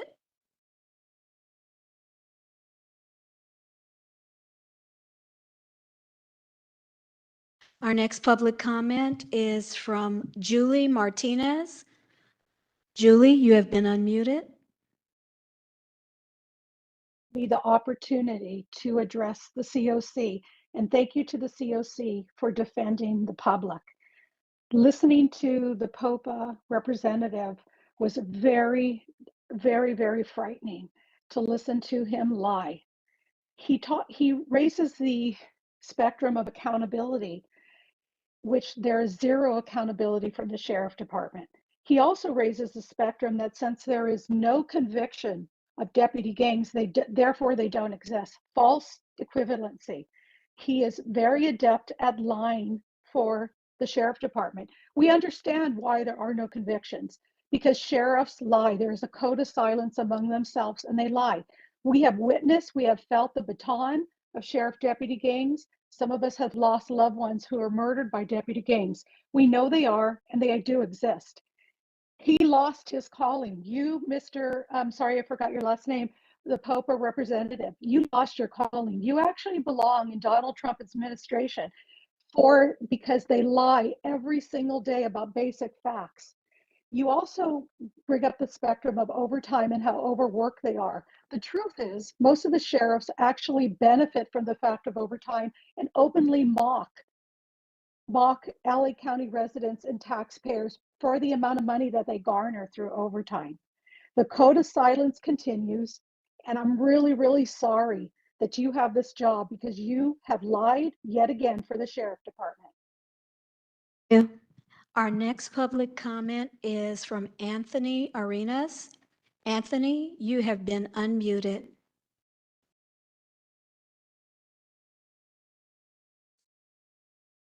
Anthony? Can you hear me? Yes, we can hear you. My name is Anthony Arenas, born and raised in Supervisorial District 3. The first reaction I have to this presentation is how condescending it sounded every time you spoke about the few years, in your opinion, this commission has existed. Oversight is something that the people have fought for decades before finally being heard. We're given these dull, dated tools by the county that are slowly being taken away. Secondly, We have 37 in custody deaths. This is the highest rate in the last 20 years. How long will the community have to suffer for an oversight commission to exist before you take us seriously? I genuinely want to know, who are you protecting when we come to you about the 37 in custody deaths? I want to know what you're hiding when you're getting reports that deputy gangs exist and they're traumatizing and killing us in the community. Thank you. Thank you. Our next public comment is from Deanna Brock. Deanna, you have been unmuted.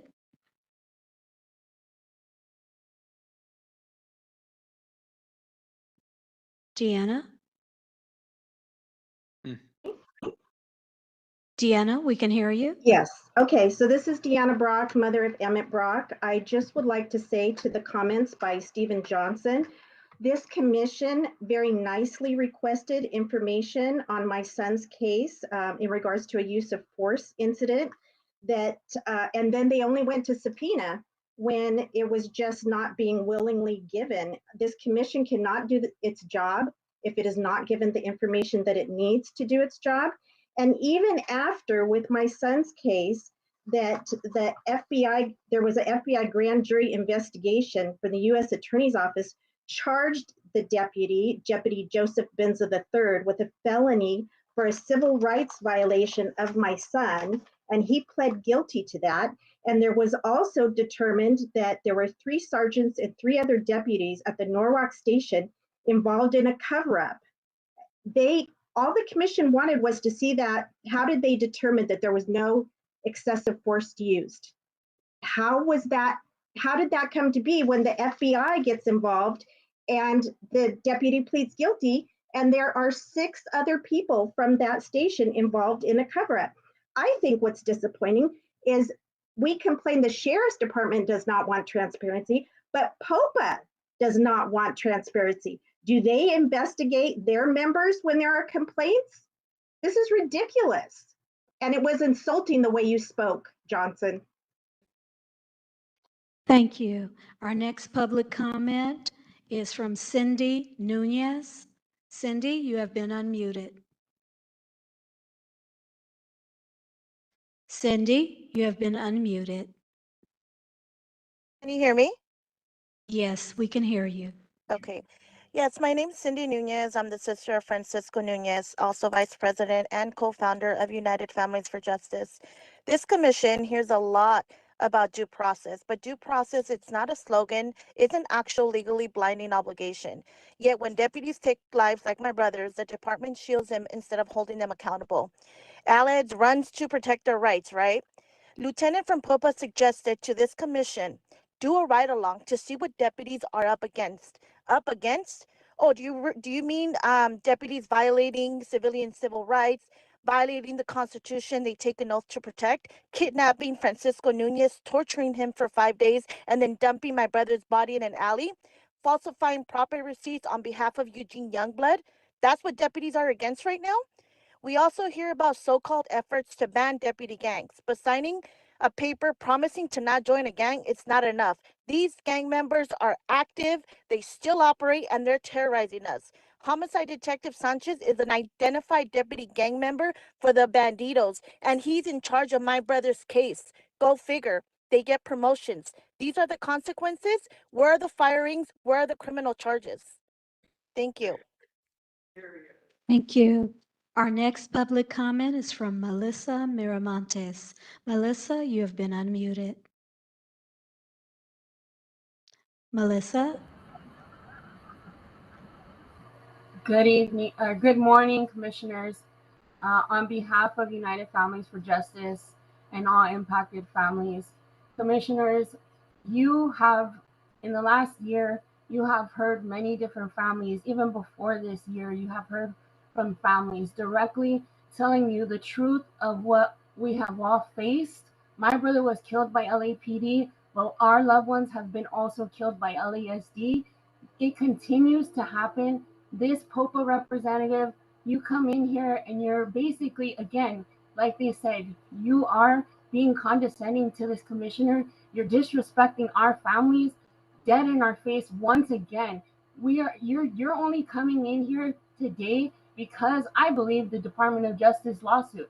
You're coming in to enforce and let us know that what's to be expected. This is a big step in all families who have lost their loved ones in custody in the state of California. The commission right now, you guys have power.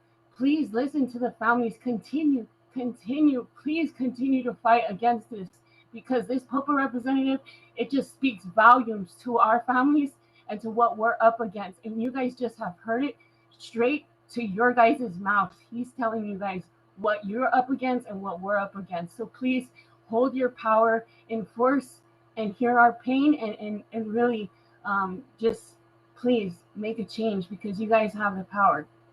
Thank you. Thank you.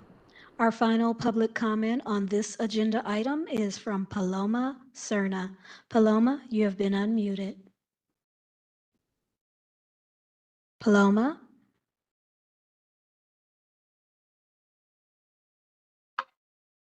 Lisa Cerna, who died in San Diego County Jail. I am with Saving Lives in Custody California and North County Equity and Justice Coalition. When we talk about in custody deaths, we cannot ignore the role of POPA. But instead of helping to fix the crisis, they spend their energy defending staff after people die.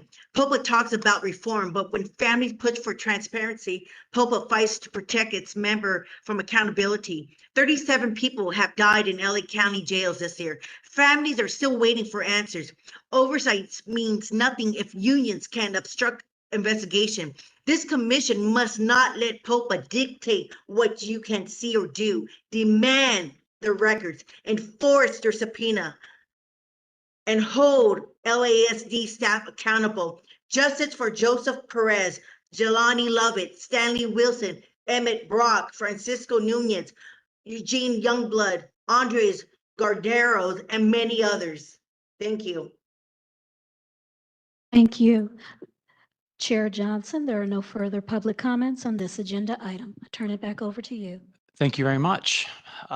Our next item is one of recognition and one that we look forward to presenting when we have occasion to do it, celebrating not just service to our county and to this commission, but the continuity of leadership that this commission seeks to practice. Here, before we take a break in our proceedings, it is my happy opportunity, my happy obligation and duty to recognize the former chair of this commission, a former federal judge, and someone who served for its entire duration from its founding in late 2016 until his departure from the commission just 2 months ago in July. We'll be presenting a scroll and a plaque in honor of our friend, former chair Robert Bonner. And over the last 8.5 years, he has been a driving force in the commission's efforts to ensure transparency and accountability at the Sheriff's Department. He chaired this commission twice, and we continue to be deeply grateful for his clarity of communication, which we heard again here today at this meeting, and for his service and leadership on behalf of all of LA County.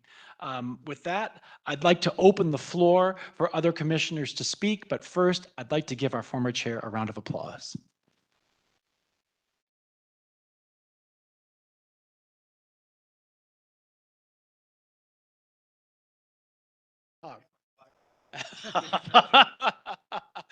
Pomp and circumstance, pomp and circumstance.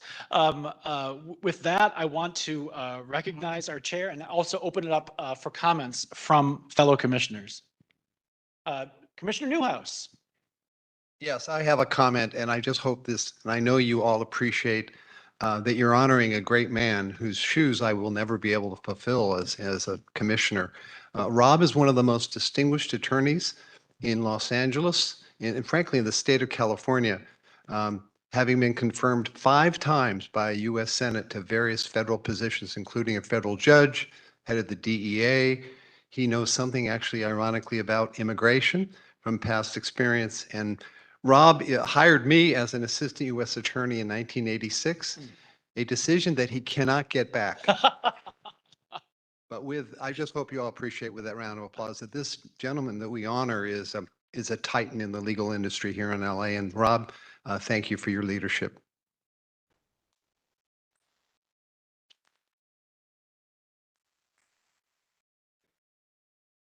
Any other remarks before we get on with this this bit of pomp and circumstance? Commissioner Giggins. We'll make Rob suffer 2 more minutes to have to listen to some accolades, but truly, you were the launching chair of our commission at a time when not only were we new, we were not that welcomed. And you consistently over the years, separate from becoming a chair again, which I absolutely refused ever to do again, but you did it. You brought your erudition, your life experience, and also, I have to say, we watched you expand your compassion over the years because you really listened to the community and became an ally to the community while you were very respectfully, but always truthfully and forcefully playing the role of, not playing the role, inhabiting the role of oversight. And so much love to you and much thanks, Rob.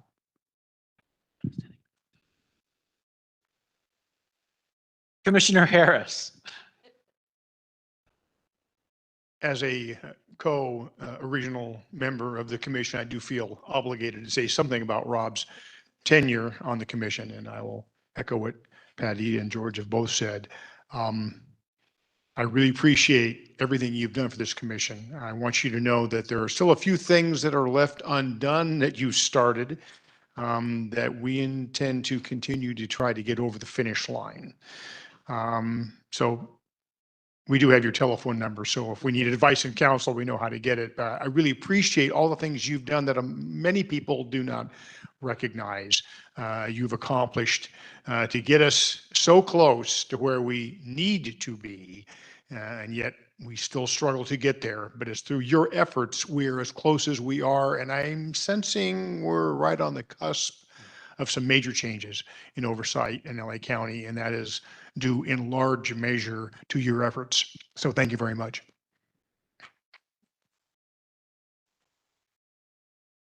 And maybe I'll just close by saying, former chair, friend, the stability that you brought to this body is much appreciated. We didn't always agree. We don't always agree. But we are colleagues in the richest and best sense of the word. And I want you to know how heartfelt your service to this commission, to our fellow commissioners, and to the work of genuine oversight in Los Angeles County and in California is to all of our lives.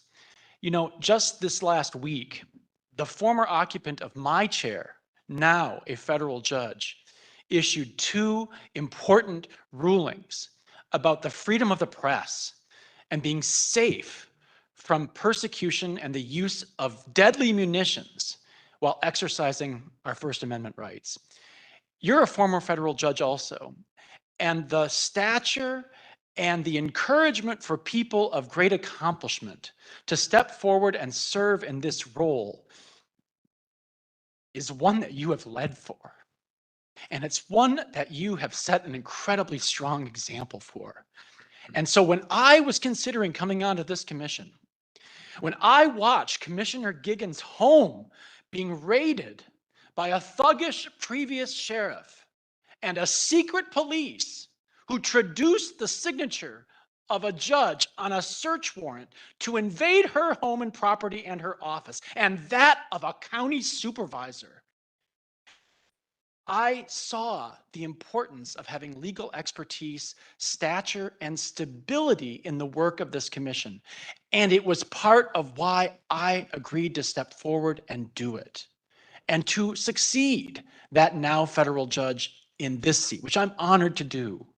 But I just want to thank you from the bottom of my heart for providing that caliber of service, expertise, and stability in governance, a concept that I know you care profoundly about, and which I look forward to continuing to collaborating with you in bringing expertise and effectiveness to this essential commission in the lives of us as Angelinos. Thank you.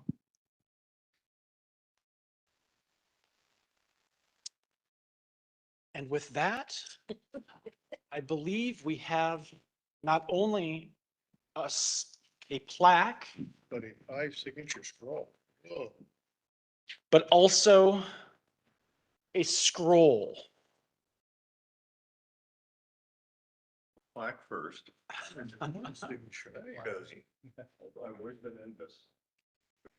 Plaque. We know that. We know that. Yeah. It's true. Get a picture. Yeah, we'll get a joint. Get a joint. Yeah, let's get everybody. Come on.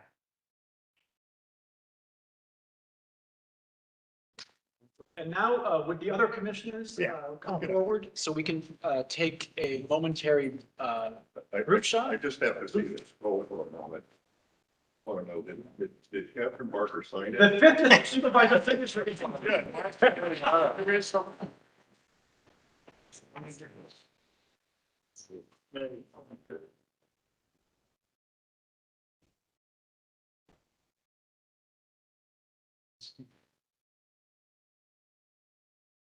You want to get in there, Max? Yeah, come on.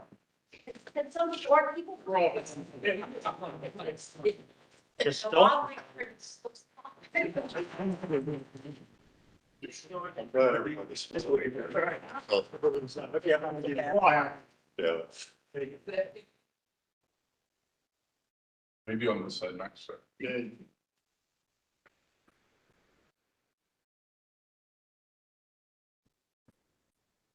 Okay, thank you guys. All right. Great, great, great. Congratulations.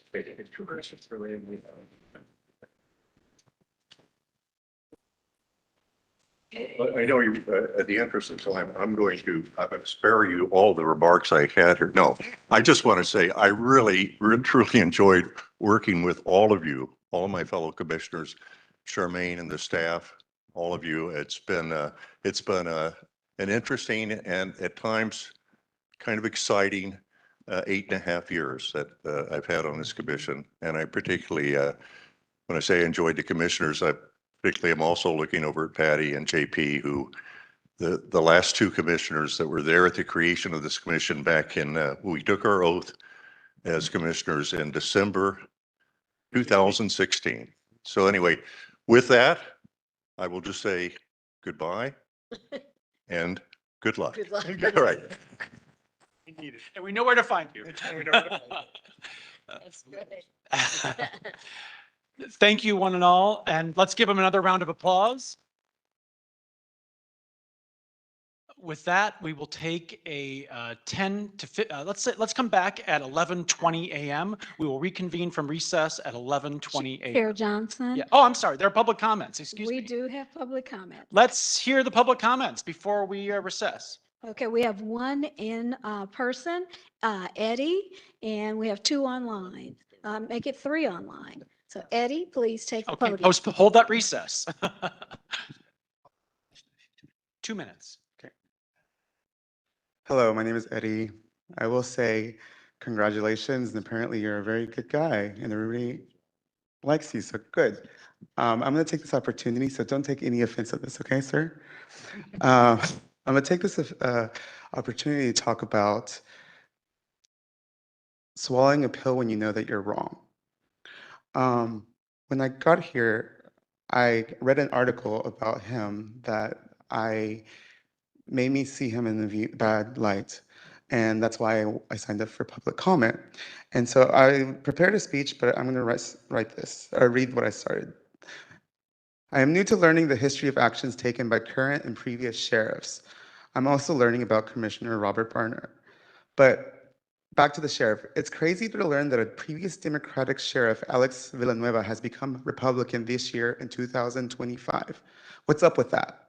I say that because, yes, we should never forget people's past actions or beliefs, but we have to see what people are doing now, right? So I don't know about Robert Bonner today, but I did read an article, right? And it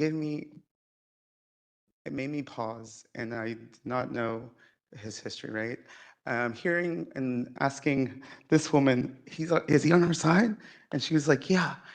Earlier, I applause, what is it, Popa. And I was like, I thought they were on our side. The words he's saying, someone that's ignorant would think that they're on our side. So I am saying this on the record so that anyone listening, reach out and ask your community, are they on our side or not? Maybe their words might seem correct, but you just need to reach out to your community. And so, Robert, it seems like you changed your ways. You might have made some mistakes. We all make mistakes. What we do now and moving forward is what matters. Thank you. Thank you, Eddie. Thank you. We have T. Carter in person. You told me my matter was off topic, so this comment was in relation to, so I would like to go and speak the way he spoke. It's regarding the commendation of former Chair Bonner. And I was speaking about gang activity, and you told me I was off topic. I was speaking about what the gang unit did to me, and you told me I was off topic. If it's about your specific case, Mr. Carter, please bring it forward when we're dealing with public It comment. was dealing with gang matter. You told me I was off topic. It's agenda item number 10. So this particular topic, it fits his scenario. So mine was about gang violence. It was on a gang issue. When they did the report. We'll give you full opportunity to speak then. I pledge that to you. Thank you. Our online public comments, we'll start with Madeline Chung. Madeline, you have been unmuted.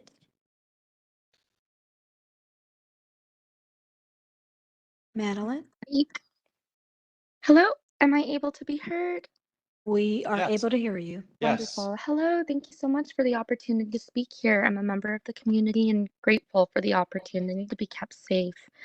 I wanted to make a comment that thanks and honors past legacies that were one that encouraged people to report crimes, one that helped solve cases, one that allowed trust to be formed between our sheriff department and our community. When the police are seen as legitimate and fair, it makes the community safer overall, and people are more likely to comply with law voluntarily. Conflict prevention requires that we build trust. Reducing the risk of confrontations and the escalation of them to the harm of the people living in this community is the foundation of trust. We need to be able to de-escalate rather than inflame. And the concerns that I'm hearing today from other members of our community is that we are not able to offer presence in a way that we should. Officers should be engaging with the community outside of— Madeline, I'm sorry, Madeline, is your comment in relation to item 7B, presentation of a scroll to former Commissioner Chair Bonner? Yes, former Commissioner Chair Bonner was someone who we honored for regularly seeking public input on how the community is doing, how the department needs improvement, and how we move forward. The hope is that we speak very transparently about what requires and consistent and genuine effort without his leadership and in new leaderships. So in our community, the hope is that we are not over-policing or abusing the community members that live here. As we honor his legacy, we should move forward and hope to sustain systemic changes that make a real difference in our communities.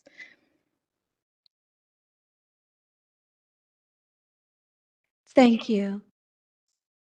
Our next public comment is from Julie Martinez. Julie, you have been unmuted to speak on item 7B, presentation of a scroll to former Chair Robert Bonner. Thank you. It's with great sadness and distress that our community has to be confronted with the fact that Judge Bonner will no longer be there to protect us. So a deep, heartfelt thank you to Judge Bonner. You represented working class people. My family has lived in the sheriff area since 1910 and has felt the weight of negative police interactions. You actually have the stature and the power to protect us, especially when it came to deputy sheriff gangs that, unlike the POPA actually is not true. They are alive and well, and they continue to harass the community, so much so that I lost my grandson. Life was taken at the hands of a deputy sheriff who was part of the Bandito gang. So again, thank you to Judge Bonner. I don't know how you will take this, but quite possibly it is a badge of courage that my supervisor in District 5 removed you.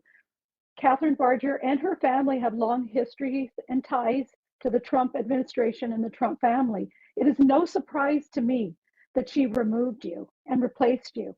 And we in the community shudder to think, what type of person did Catherine Barger replace you with? What will we expect? We know for sure that we will not have a champion of the people, which you were. You were able to speak out in a manner in which we in the community could never, ever garner public attention for. So again, deep thank you. You did your job. You got your assignment.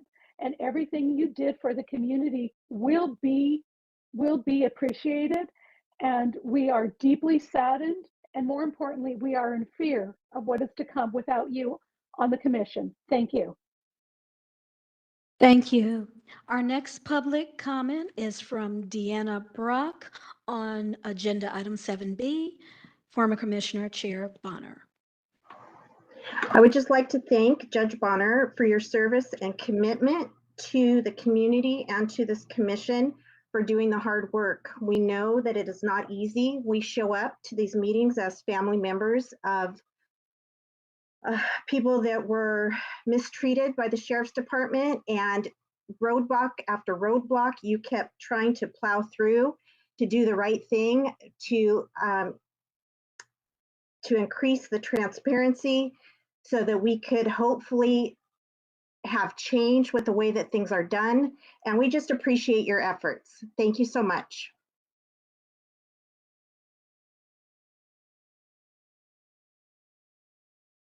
Thank you. Our next public comment is from Paloma Serna. Paloma, you have been unmuted to speak on the item 7B, former Commissioner Chair Bonner. My name is Paloma Serna, the mother of Elisa Serna, who died in San Diego County Jail. I'm with Saving Lives in Custody, California, and North County Equity and Justice Coalition. Today, I want to recognize and thank former Chair Robert Bonner. Chair Bonner brought discipline, independence, and professionalism to this commission. He treated families not as an afterthought, but as partners whose voices needed to be centered. He pressed for subpoena authority, for clearer public reporting, and for stronger transparency in the sheriff department. Under his leadership, the commission sharpened its focus, fighting deputy gangs, pushing back on secrecy, and raising expectation for accountability. Chair Bonner understood that oversight is not symbolic. It must be fearless, public, and people-centered. On behalf of families who live with the pain of in-custody deaths, I thank Chair Bonner for setting that tone. The best way to honor his service is not just with words, but by continuing what he started, enforcing subpoena, publishing plain language data every month, and driving real reforms in staffing, healthcare, and jail condition so that fewer families suffer the loss that we have endured. Thank you, former Chair Bonner, for showing that courage, professionalism are not opposite. They are the standard for true civilian oversight. Thank you. Thank you. Our next public comment is from Pamela Moses. Pamela, you have been unmuted for item 7B, former Commissioner Chair Bonner, presentation of plaque. Again, I'll just go ahead and speak. I don't know. My name is Pamela Moses. I'm with the United States Human Rights Network. I do not know Judge Bonner, but he sounds like a fine man, and I hate to see him go because the commissioners on this board have ignored every public comment. These people are talking about their families have died, but y'all aren't even saying anything. My purpose from being on here is I'm concerned that PRA 25-3049 and PRA 25-012 has not been adhered to by the law in place. I requested public records in regards to an independent investigation that I am conducting on all bodies, including the and the LAPD and the Superior Court of California. I need these records. So before I sue the LASD, I would like for this body to get a subpoena and get these records. I want to know how that's done. I'm not familiar with the process. I think this is a wonderful process. I think some of the commissioners need to have more passion like Vice Chair Johnson when it comes to these issues because they're very serious. And if no one heard the public on here, just know Washington, D.C. hears you. And we're going to clean house. I want to know how I can get these records. Can you please get a subpoena? It's very important. I'd like to take the remaining 30 seconds and yield to someone to tell me what I need to do to get the subpoena to get these records that they're asking for additional time for the third time. We will have staff follow up with you and appreciate your following through and letting us know that we are being listened to far and wide. But staff will follow up with you and get your direct contact information to provide whatever assistance we can. Is there a point of contact? Please follow up with Tracy Jordan at tjordan@coc.lacounty.gov. Okay, thank you. Thank you, and I appreciate the work that y'all doing, but there is a big problem in LA, and I'm calling all the way from out of state just to bring it to your attention. There needs to be something done. You got more than gangs. You got a mob crime family operating within law enforcement, and we're gonna clean house. Thank you. Thank you. Next public comment is from Hilda Ike. Hilda, you have been unmuted.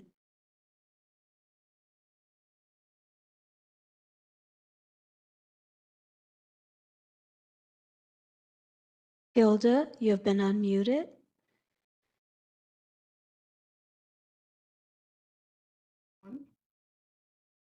We can hear you. Oh, I want to, my name is Hilda from Dignity and Power Now. I want to begin by thanking former Commissioner Bonner for his service and principled leadership on this body. He stood with families and communities demanding accountability and transparency. His voice reflected the independence this commission was meant to embody. Of course, he had he fought on the side of community, and that is why Supervisor Badger's decision to remove Commissioner Bonner is a shameful act. Removing someone who stood with the people and held institutions accountable sends a chilling message that political convenience is being placed above community trust. It weakens the very foundation that this commission and dishonors the struggle of those who fought to create it. When this commission fails to exercise its authority with courage, when it bends to political pressure, allows harmful practices to go unchecked, it erodes the very trust it was designed to build. Communities who place their hope in this process are left feeling betrayed, silenced, and disregarded. Credibility is something that must be earned, and this is to the new commissioners. It needs to be earned daily through actions that center the people most harmed. To regain trust, this commission must recommit itself to bold oversight, holding agencies accountable, protecting families, ensuring transparency, and standing firmly with the families who have lost loved ones to state violence. Anything less is not an oversight. It is complicity. Thank you. Thank you. Our next public comment is from Yusef Miller. Yusef, you have been unmuted for comment on 7B. Scroll for former Chair Robert Bonner. Yes, this is Yusef Miller, North County Equity and Justice Coalition, Saving Lives in Custody, California. And yes, this is a sad but celebratory moment for prior Chair Bonner. He is a model of stability and accountability, pride and strength when it comes to standing up to the sheriff department and the police unions. To be dedicated to the community is a hard thing, especially when you have your career and your position online. But the right thing to do was the right thing to do. And Chair Bonner always exemplified that when he was on the board. You can always tell a tree by the fruit it bears. So we look forward to the fruit that this tree is left behind. Hopefully they grow in the same manner and continue to do in the same manner. I won't say that, you guys are not doing that yet. I'm just saying that we hope to be able to celebrate you as well for your commitment and your dedication as we're celebrating Chair Bonner. My Chair Bonner always shot for the moon. And when he shot, as my great aunt used to say, if you shoot for the moon, even if you miss, you'll fall among the stars. And today he's the star, and we are sitting here celebrating him as we celebrate the rest of you for following in his footsteps. We in San Diego County and in Riverside County always watch what's going on here in LA as well. And we invite you, Chair Bonner, to speak to us about oversight in San Diego County and Riverside County as well, who's trying to stand up oversight, which is having a hard fight and a hard battle, and against who? Of course, the sheriff department and the police unions. So this is an example of how we should do it and what should be done. And we thank you for your courage and bravery and steadfastness during your time in that chair. Thank you again, Chair Bonner. Thank you. Our next public comment is from Vanessa Perez. Vanessa, please take the podium.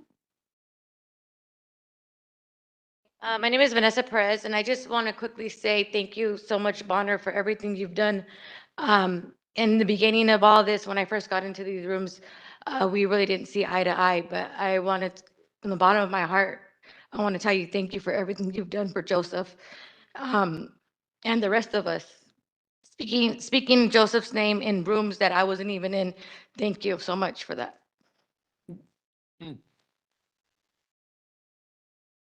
Our final public comment is online from Allie Rubenfield. Allie, you have been unmuted for item 7B, presentation of scroll. We can hear you. Oh, thank you. Good morning. This is Allie Rubenfeld with the Loyola Anti-Racism Center and Check the Sheriff. I just want to thank Chair Bonner for all of the work he put into giving this commission the tools it needs to truly do its job. Watching him advocate for AB 847 and for revisions to the COC's ordinance and going beyond the call of what this role does, just is a model for what oversight can look like and what the people on this board should be expected to do. I hope that this commission continues his legacy and continues to prioritize looking into LASD's use of force record and deputy gang issues and asking the hard questions and truly trying to uncover what's going on and exposing LASD's need for reform and working alongside the community to build this body into a stronger oversight board that can affect real change. Thank you. Thank you. Chair Johnson, we have no further public comments on this item. Thank you, Tracy. With that, we will recess until 11:40 a.m. Please be back and ready to go.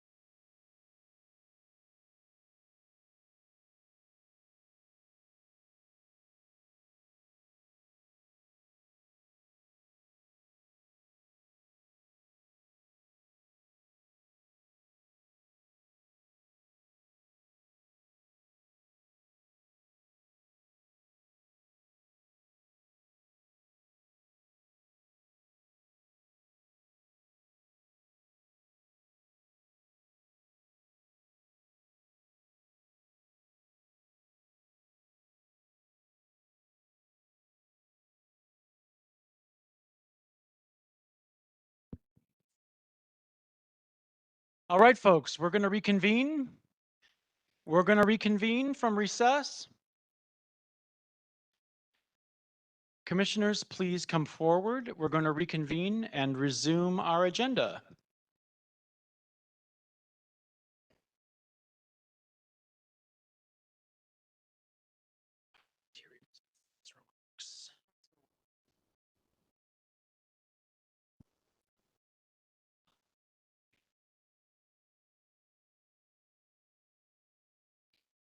Okay, as we come back into order, I want to proceed with our agenda and to recognize first, as we resume on item 7C on the agenda, that with concurrence of staff, we are going to move that item to the next commission meeting agenda, given the expectation of time that that item will take, and the fact that it is not a matter of urgency. So I want to ask if we can move that item to the October meeting agenda. Is there a motion to, thank you, JP. Is there a second? Second. Thank you very much. Is there any discussion on the tabling of item 7C? It was moved by Commissioner Harris and seconded by Commissioner Newhouse. Okay, is there any discussion on the item?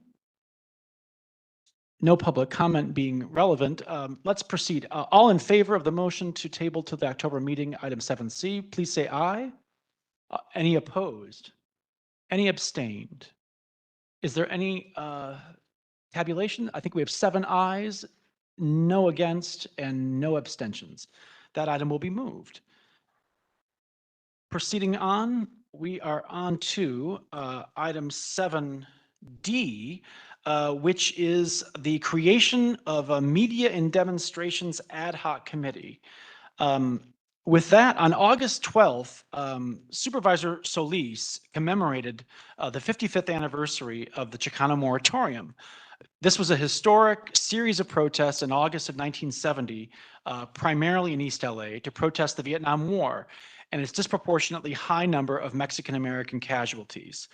3 people were killed during the protest, including journalist Ruben Salazar, who was a true trailblazer both for Latina and Latino representation in the press, but also in training the next generation of journalists. The Sheriff's Department, however, intervened.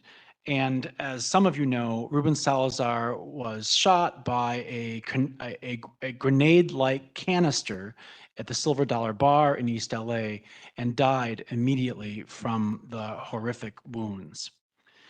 The supervisor called for a report on LASD's current use of force policy and training programs related to the protection of journalists, covering protests and protocols to ensure that all journalists, regardless of immigration status, feel safe reporting incidents related to deputy misconduct. As part of this motion, COC was directed to review and provide feedback on LASD's report on use of force policies and training, specifically as they relate to the protection of journalists and reporters, and for those protocols to protect journalists covering public demonstrations. I wanted to ask, is there any discussion or comment on that preamble to this discussion? Or on the circumstances leading up to what this commission is tasked with by that August resolution passed unanimously by the Board of Supervisors? Hearing none, do we have a motion to create the Protection of Media and Demonstrations Ad Hoc Committee and to select fewer than a quorum of commissioners to serve on it? That would be 4 or less.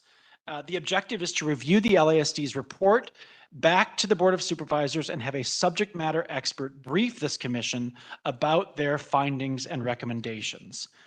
I would be open to a motion and a second on that specific purpose. Thank you, Commissioner Callaway. Is there a second? Commissioner Giggins, thank you.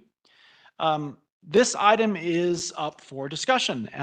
Tracy, do we have any public comment on item number 7D under new business and the establishment of this ad hoc?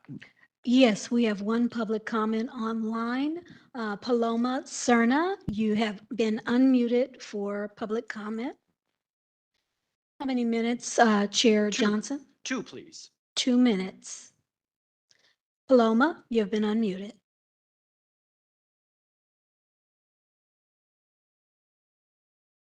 Hello, my name is Paloma Cerna, mother of Elisa Cerna, who died in San Diego County Jail. I'm with Saving Lives in Custody, California, and North County Equity and Justice Coalition. Today, we recognize the 55th anniversary of the Chicano moratorium and honor Ruben Salazar's courageous work. But Salazar's legacy demands that we see through lines from August 1970 to now. In 2025, the LA County has already seen 37 in custody deaths, more than one a week. Some of these deaths occurred in Men's Central Jail, Twin Towers, and the custody medical wards that caused pending autopsies. To truly honor this history, we must act, protect journalists covering demonstration, ensuring immigrant and retain people can report abuse without fear, enforce timely and public reporting of jail deaths and medical neglect, and hold the sheriff department accountable for each preventable death. For families like mine, remembrance without reform feels hollow. Honoring Salazar means fighting now so no other lives are lost. Thank you. Thank you. We have one more comment on this item. Yusef Miller. Yusef, you have been unmuted. Yes, my name is Yusef Miller. I'm with the North County Equity and Justice Coalition and Saving Lives in Custody, California. And I think we're talking about that ad hoc committee that you're putting together. And yes, I think it's a great idea to have eyes on from this board on any reports that are coming out and advise the Board of Supervisors. Thank you. Thank you. Chair Johnson, we have no further comments on this agenda item.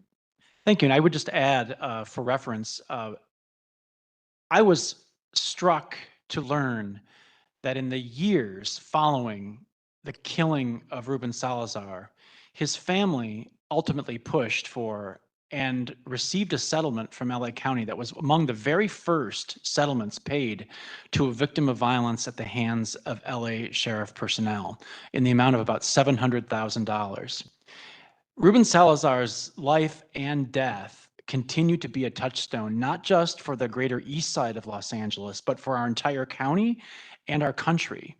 And one of the ways in which his life and death remain a touchstone is for the settlement costs from his death and the lack of full reckoning that the county received about that death in the wake and the many years that followed it. And in some ways, even at this year's celebration, which I was honored to take part in, the 55th anniversary celebration on August 30th in East LA, that legacy of having to push for any modicum of sunlight, any modicum of answers, and of actual formal official response from the sheriff's department continues to be part of his legacy and of the annual celebration of his work that is part of the moratorium anniversary.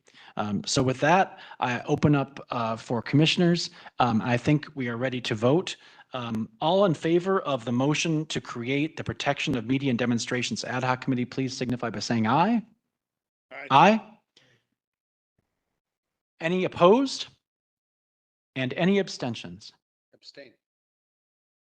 So recognized. That passes with 6 in favor, none opposed, and 1 abstention. And I do want to note for the record that the last item passed on a vote of 6-0 before Commissioner Hicks was able to re-enter the vote. I want to be clear, it was a 6-0 vote on the previous item to table. Still a passing vote. All right, thank you so much for that. I want to move then to the chair's report. and we have a few items, but it begins with a very celebratory transition. And I want to assure those who might question that we have a new commissioner who very much does fill the big shoes and the big footprint of our previous outgoing chair and commissioner from the 5th District, and that is our newest commissioner, George Newhouse Jr., who was appointed by Supervisor Catherine Barger just last month. I wanted to share just a bit of background on our new colleague before welcoming him to provide a few remarks and the hazing ritual that typically ensues by fellow commissioners of newcomers. George Newhouse has more than 40 years of legal experience, including serving as the Assistant Division Chief of the Public Corruption and Government Fraud Section of the U.S. Attorney's Office here in the Central District of California. He has been an adjunct professor at University of Southern California, teaching courses on criminal justice, constitutional law, and white-collar crime for over 20 years. George is a Rhodes Scholar and Harvard graduate, having earned a law degree from UC Berkeley and a master's degree from Oxford University. Really, sincerely, thank you for joining us, George, and we welcome your comments of introduction. Well, thank you, Mr. Chairman. And let me say, I'm humbled, truly humbled to, and I hate that expression. I normally don't use it, but when you are following Rob Bonner's footsteps, humbling is the only descriptor. Because those shoes really cannot be properly filled, but I will, and because I respect so greatly the work that we do as a commission, it's how important it is. I will do everything in my power to try to measure up to the leadership and the exemplar that Rob Bonner served for this commission. He was, and remains, as I said, a legal titan in Los Angeles. So I aspire to do the job and carry the banner that Rob led us all with. So I'm very happy and honored to be part of this august group, and thank you for saluting me. Appreciate it. Welcome aboard.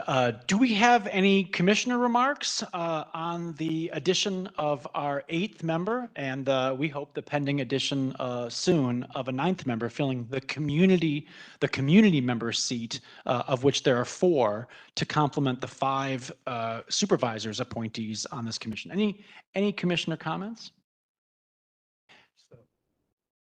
Welcome. Welcome. Thank you. Big welcome. Big welcome, yeah, big welcome. Any public comment, Tracy? There are no public comments on this item. Okay. Well, thank you. Good sign. Official welcome, George. Yeah, it's a good sign. Exactly right. Good sign. Moving on, we have a few updates on other points of action by our commission. The next 3 relate to our work to strengthen our oversight. First, as some of you know, we are in court right now dealing with the sheriff's legal action, trying to ask for clarification from the court about the department's obligations to disclose confidential personnel records subpoenaed by the commission to look into deputy misconduct. The commission's outside counsel appeared in court earlier this month for the case management conference. And meanwhile, a judge ruled that the 2 unions at LASD can become parties to the lawsuit. We all have until mid-April of next year to file stipulated facts. Then there will be briefs from the plaintiffs and defendants filed between June and September. And so there may be court action on this case a year hence in October of 2026. Second, I want to note that the legislature late Friday night and then early Saturday morning passed AB 847, an act related to civilian oversight commissions, which seeks to enable civilian oversight commissions to access confidential personnel information necessary for our functions of oversight and to go into closed session to review that information, which, it should be noted, is an assurance and protection of confidentiality. So I'm pleased to report that AB 847 has now been passed, concurred on by the Assembly at 2:20 in the morning on Saturday. I was up to watch that and to see that. And my cats and I celebrated that passage. And it is now headed to the governor for final action to become law. Finally, there is no change in status to the LA County Employee Relations ERCOM complaint filed against the commission by 2 unions. And if there is any update on that item, we will continue to provide it to this at our monthly meetings. The enforcement of our 3 subpoenas that was issued that were issued in March are still pending, as we noted just a moment ago. The county's outside counsel provided his response a few weeks ago, and the county council is reviewing that now. Those are 3 updates from the chair's report. I want to ask if the executive director is prepared to provide her report. I am. And with that, I will hand it over to our Executive Director, Charmaine Mosley, for her report to this body. Just want to make sure that we will 3.79.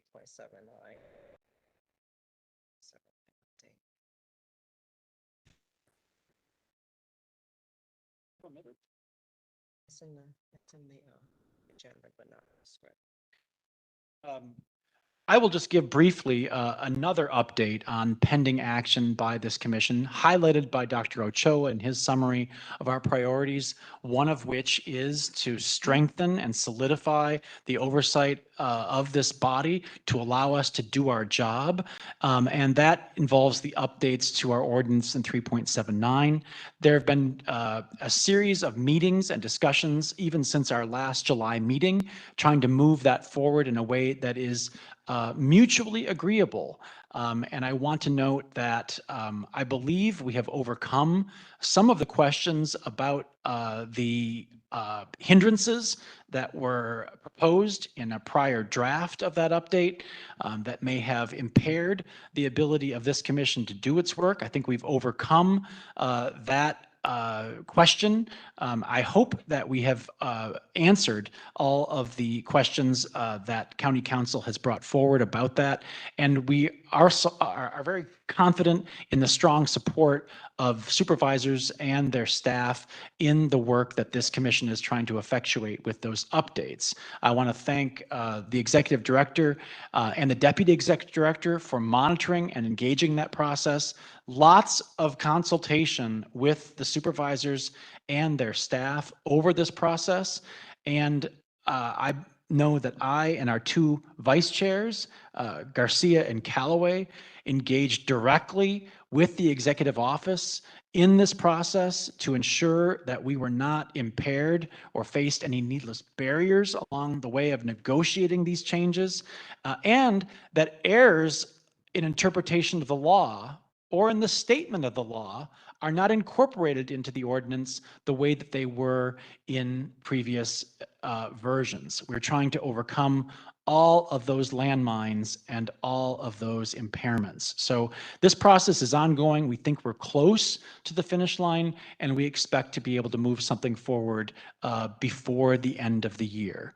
With that, I want to recognize our executive director with thanks again for her work and stewarding the work on the revision of the ordinance. Thank you, Chair Johnson. And it's also good to be back from our month-long recess, but it's not really a recess or vacation. We have a lot of work and activities keeping us busy since our last meeting in July. I want to first talk about the commission's access to mandatory trainings and also county emails. I know some of our commissioners have been going above and beyond trying to gain access to the county mandatory training system as well as the email accounts. Some commissioners have gone all the way and traveled all the way over to HOA. Spent time with the IT department. Some commissioners also have spent a lot of time on the phone trying to gain access.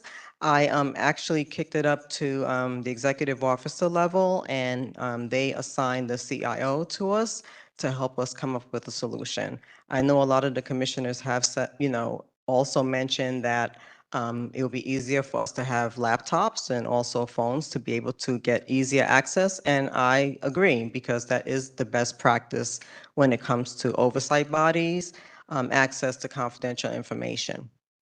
So the next item I want to talk about is commission trainings, which is separate from the mandatory trainings for the county. On August 6th, staff and commissioners attended a NACOL webinar on hate crimes, explicit bias and implicit bias. We attended LASD training on for captains in custody operations regarding law enforcement gangs and hate groups. Included in your meeting package, you will see a draft copy for our ongoing commissioner training program. Last year, the commission approved the training program for onboarding new commissioners, but this is something new. This is for ongoing training. And I would like all of our commissioners to review the draft and let me know if you have any additional ideas for ongoing educational topics. And I will revise the draft according to feedback and place it back on our October agenda for discussion and approval. Also, last week, I sat in a training with our new Commissioner Newhouse to onboard him, going through the background and the history of our commission, as well as NACOL, and we talked about other items to bring him up to speed. So that was a couple of hours spent on that, and we'll continue to go through the new commissioner training to, for him to be able to meet the requirement, which is 6 months. We are also working with LASD to schedule an upcoming training for commissioners and the public regarding deputies' discharge of weapon investigatory process.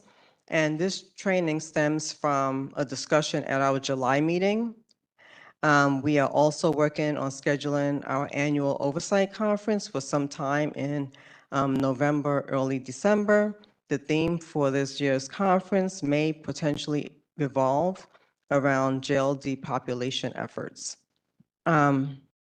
As far as tours or inspections, in July and August, we participated in inspections at MCJ, Twin Towers, CRDF, North County Correctional Facility with OIG staff, as well as taking our interns on a tour of LASD Scientific Services Bureau. The next item I'm reporting on is our community meetings and events. Before I begin my report on community meetings and events, I think it's important to note that during the recess that we attended another meet and confer regarding Measure R subpoena power. And that meeting includes the chair of this commission, I believe for the first time. And this is a noteworthy accomplishment. On your agenda under my report, please see the link to a new internal operations improvement geared towards transparency. The commission's oversight operations and activities one-page data report covers the first half of this year. There are copies that's out on the table and outside this room also. And I want to thank Dr. Ochoa actually for coming up and talking about the strategic plan to try to keep us focused, as well as bringing this ideal as far as this community engagement one-pager. And also our comms manager and community specialist coordinator, Mr. Flores, who's here today, for designing and gathering the data to release to the public. The map shows the district locations where we either hosted, attended, or tabled events. In the coming months, our community engagement coordinator will make an effort to engage more with districts 2 and 3. You will notice on the map, we didn't table or have a presence in District 3, so he's going to make an effort to do that. And also, if community members or commissioners would like the COC to attend a community-based event, please reach out to Mr. Flores. This report also shows how active we've been out in the community, especially since hiring Mr. Flores. We are providing robust community engagement in addition to all our other activities as required by our ordinance. So since July, we attended CAC meetings in Century Station, San Dimas, Roland Heights, Marina Del Rey, Newark, and Compton. Staff tabled at 2 National Night Out events hosted by Century and East LA stations. In August, we also attended LASD's military equipment virtual community meeting on AB 481, the Willowbrook Community Action Peace Meeting, and CSIT's community meeting regarding the jail closure plan and coordinating efforts with partners. We also attended an immigration forum at Loyola Law School after hosting a virtual forum on LA County's law enforcement roles with U.S. immigration. Let me skip that. As for our upcoming activities, on September 25th at 6:30 p.m. via Zoom, Vice Chair Callaway will present at the NAACP's committee meeting. Also on October 11th, staff will table at the Fall Fest. It is a community health and resource fair hosted by On My Grind. The event will take place from 10 a.m. to 1 p.m. At 7101 South Menlo Avenue. We hope to see community members at the fair. There is also a clothing drive, so if any commissioners would like to donate clothing, please contact Mr. Flores. He is taking the collection.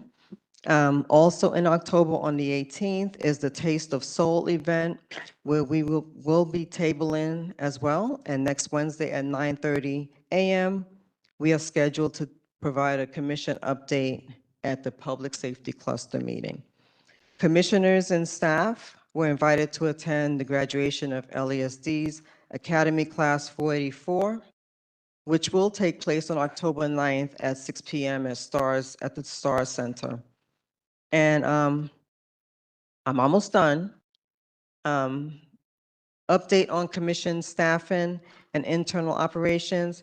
As always, my last item will focus on updates on staffing.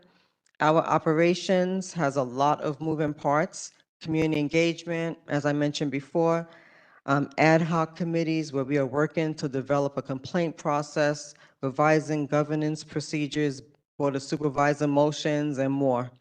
I want to take this time to extend a huge thanks to our commission staff who work hard with keeping up with our work and the ordinance. Also, thanks to our interns who worked with us over the summer.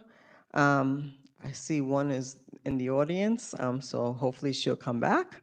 That's Ikra. Also, thanks to actually, we have two new interns who will be starting. I think they already started, or they will be starting. One started already, the other will be starting soon. That will be Brian in Ireland. And I believe that also, as far as us trying to get a project management tool for our operation is important. So Dr. Ochoa has been working with the executive office team to try to identify a project management tool because we have so many moving parts for us to be able to get a snapshot as to what's happening and to be able to monitor deadlines and upcoming events. We still have a senior staff analyst position to fill, which has been on hold due to the budget constraints. And also this year's NACOL conference is being held, as I mentioned during my last update. It's going to be held in Minneapolis next month. And we were approved by management for 3 commissioners to attend. Hopefully, all of the commissioners who are planning to travel fill out the paperwork and work with our management secretary to get all that paperwork and flights and everything taken care of. So if you haven't, please do so as soon as possible. And lastly, for internal operations, and I'll conclude with, as we continue moving towards enhanced transparency and accountability, which means different things to everyone at times, right? But I want to say that we've made several important internal operational improvements.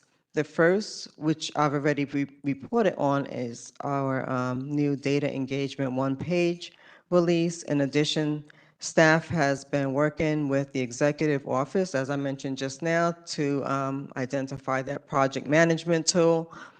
And we have also revised our staff telework forms, and we are also working and collaborating with CEO staff on the relocation of our office. We're looking at the gas company tower building.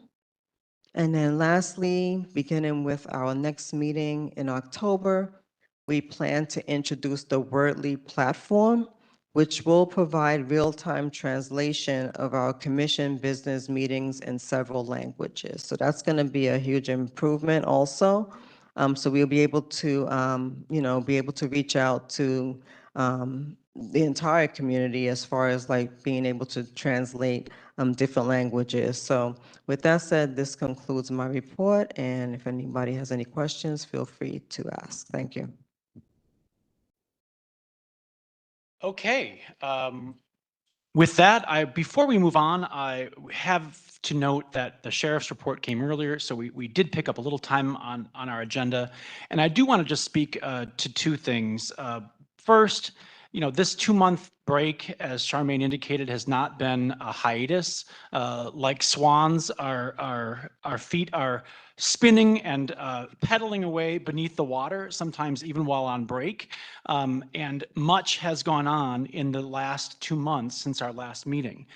I also want to note, just on a personal statement, that this afforded me a chance to get away and have a vacation in late July, one which I've wanted to do for many years, to go to the National Memorial for Peace and Justice in Montgomery, Alabama, which is a soul-stirring spot that summons up some of the darkest chapters of our history as a country and of the ongoing threat that racial terrorism remains for our American communities.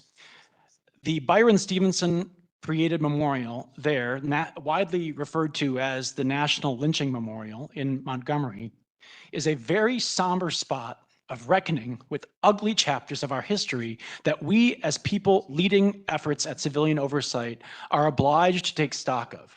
And I want to speak in particular to something that struck me while walking through those memorials that cannot help but touch your conscience and touch your soul in an enduring and unshakable way. And that is the fact that through thousands of acts of lynching and racial terror violence in communities across the country, it succeeded simply because of the involvement of local law enforcement in perpetrating the crimes. And that evidence is not putative, that evidence is not hyperbole, that evidence is not allegation.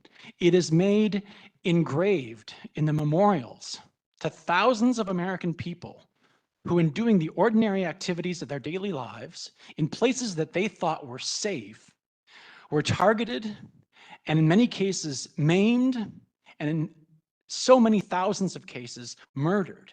Children, women, grandparents, people doing ordinary activities of daily lives, struck down in retaliation, and in some cases through law enforcement activity using the tools entrusted to them by their communities to inflict that violence. And I say that because we exist and we do this work in the shadow of that reality. And it's a reality that is not gone from our landscape of our lives and of the work that we do. And it is not simply a Southern problem. I'll tell you, as someone who has worked in every state of this country, I was awestruck by the state and county names, the jurisdictions in Ohio, in Illinois, in Minnesota, in Colorado, in northeastern states, that this epidemic of lynching and racial terror violence occurred. And I just say that in part because we all have an obligation to carry on the lessons of the work to spotlight and overcome the trauma and to honor the facts of that history in our work. And I just thank those in this room and on my commission and on the staff who continue in the spirit of that documentation, of that commemoration, and of that somber celebration of the work to recognize and to ensure that it not be buried, erased, falsified, or looked away from. That was a powerful highlight of my summer, and it's certainly one that galvanized me to take on the work of this commission. Second of all, I just want to speak to another effort involving the chilling effect on our work as commissioners.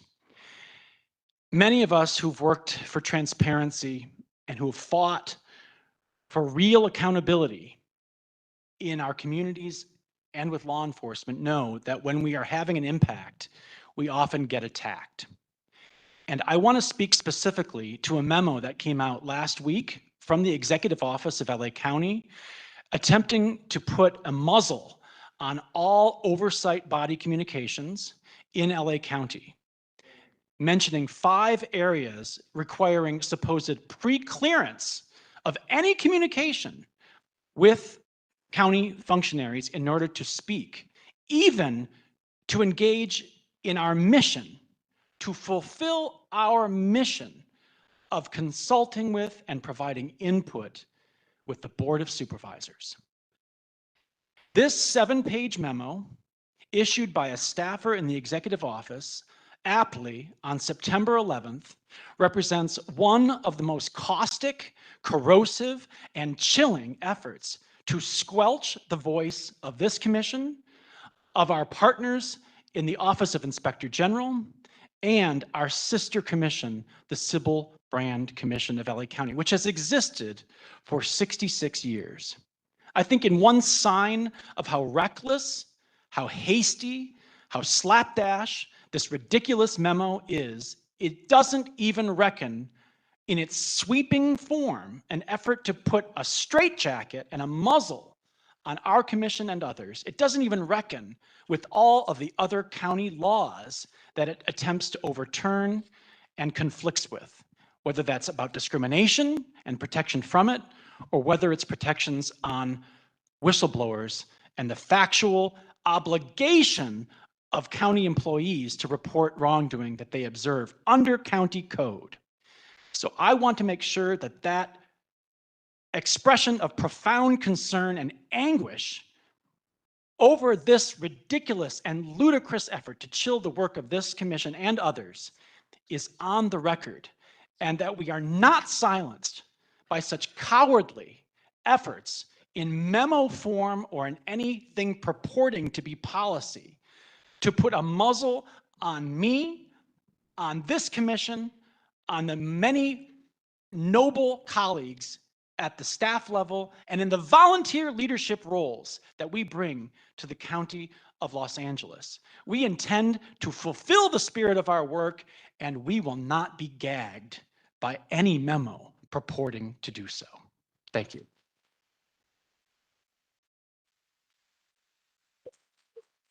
With that, I ask, are there any public comments on the report of the chair or the executive director?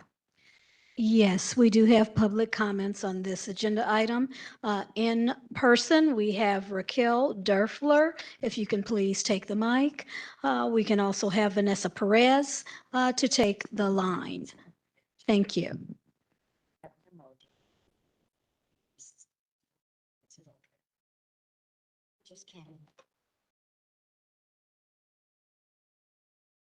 Can't hear. Very loud. Law enforcement unions like PPOA, ALADS, and LASPA, and the Los Angeles County Employee Relations Commission use the meet and confer process to block any attempts at law enforcement reforms enacted either at the local or state level, or any efforts to hold problematic LASD personnel responsible when they kill or harm a member of our community. ALADS and PPOA have both filed separate actions in response to this commission's 3 subpoenas seeking information about LASD's use of force against Joseph Perez, Emmett Brock, and Andres Gudardo. Out in the AV, Lancaster Station, Captain Bartlett told me last night that it, quote, "It's the million-dollar question when I asked, will Deputy Trevor Kirk, who had strong backing from LASPA, would he be returning to duty and would he be back at the Lancaster Station? If this happens, it'll be a slap in the face to our community and pose an ongoing liability to the county. It must be stressed, all these, quote, unions are not on the side of civilian oversight." Thank you. Thank you. If we can have Vanessa Perez. Thank you. Hi, I'm Vanessa Perez, the mother of Joseph Perez. The COC must continue the critical work of enforcing the subpoenas through litigation against LASD for refusing to release records in the use of force cases and continue to expose deputy gangs and LASD brutal uses of force in Chair Bonner's absence. Mothers like myself and Deanna Brock deserve to know what happened to our sons and how the department could possibly find some violent encounters within policy. It is concerning to see the board remove Chair Bonner just when he has become more vocal in advocating for tools in this commission needs to do its job. The commission must pick up the torch left by Chair Bonner and Sean Kennedy and continue to move for the COC's power to be codified and enforce its subpoena power over the department. Let's be clear, subpoena power is not a luxury, it's a necessity, as illustrated by the beating of Joseph Perez and Emmett Brock. Joseph was brutally beaten by 7 deputies from Industry Station, a known deputy gang station known as Industry Indians. LASD classified the use of force as within policy. They labeled it a Category 2 incident, meaning it didn't require an administrative investigation, even though Joseph's injuries required over 30 staples and stitches to his head and left Joseph with cognitive issues and seizures. Without subpoena power, the Civilian Oversight Commission has no ability to access the internal records that explain how LAC reached to that conclusion. That means no one outside the department, not this body, not the public, and not Joseph's family, can meaningfully review and challenge what happened. Without it, oversight bodies are forced to trust the word of the very department that are meant to be held accountable. This is not hypothetical. In just the last 2 years, 3 LA's use of force incidents that the department found. Thank you. Thank you. Our next public comment is online. We have Allie Rubenfield. Allie, you have been unmuted.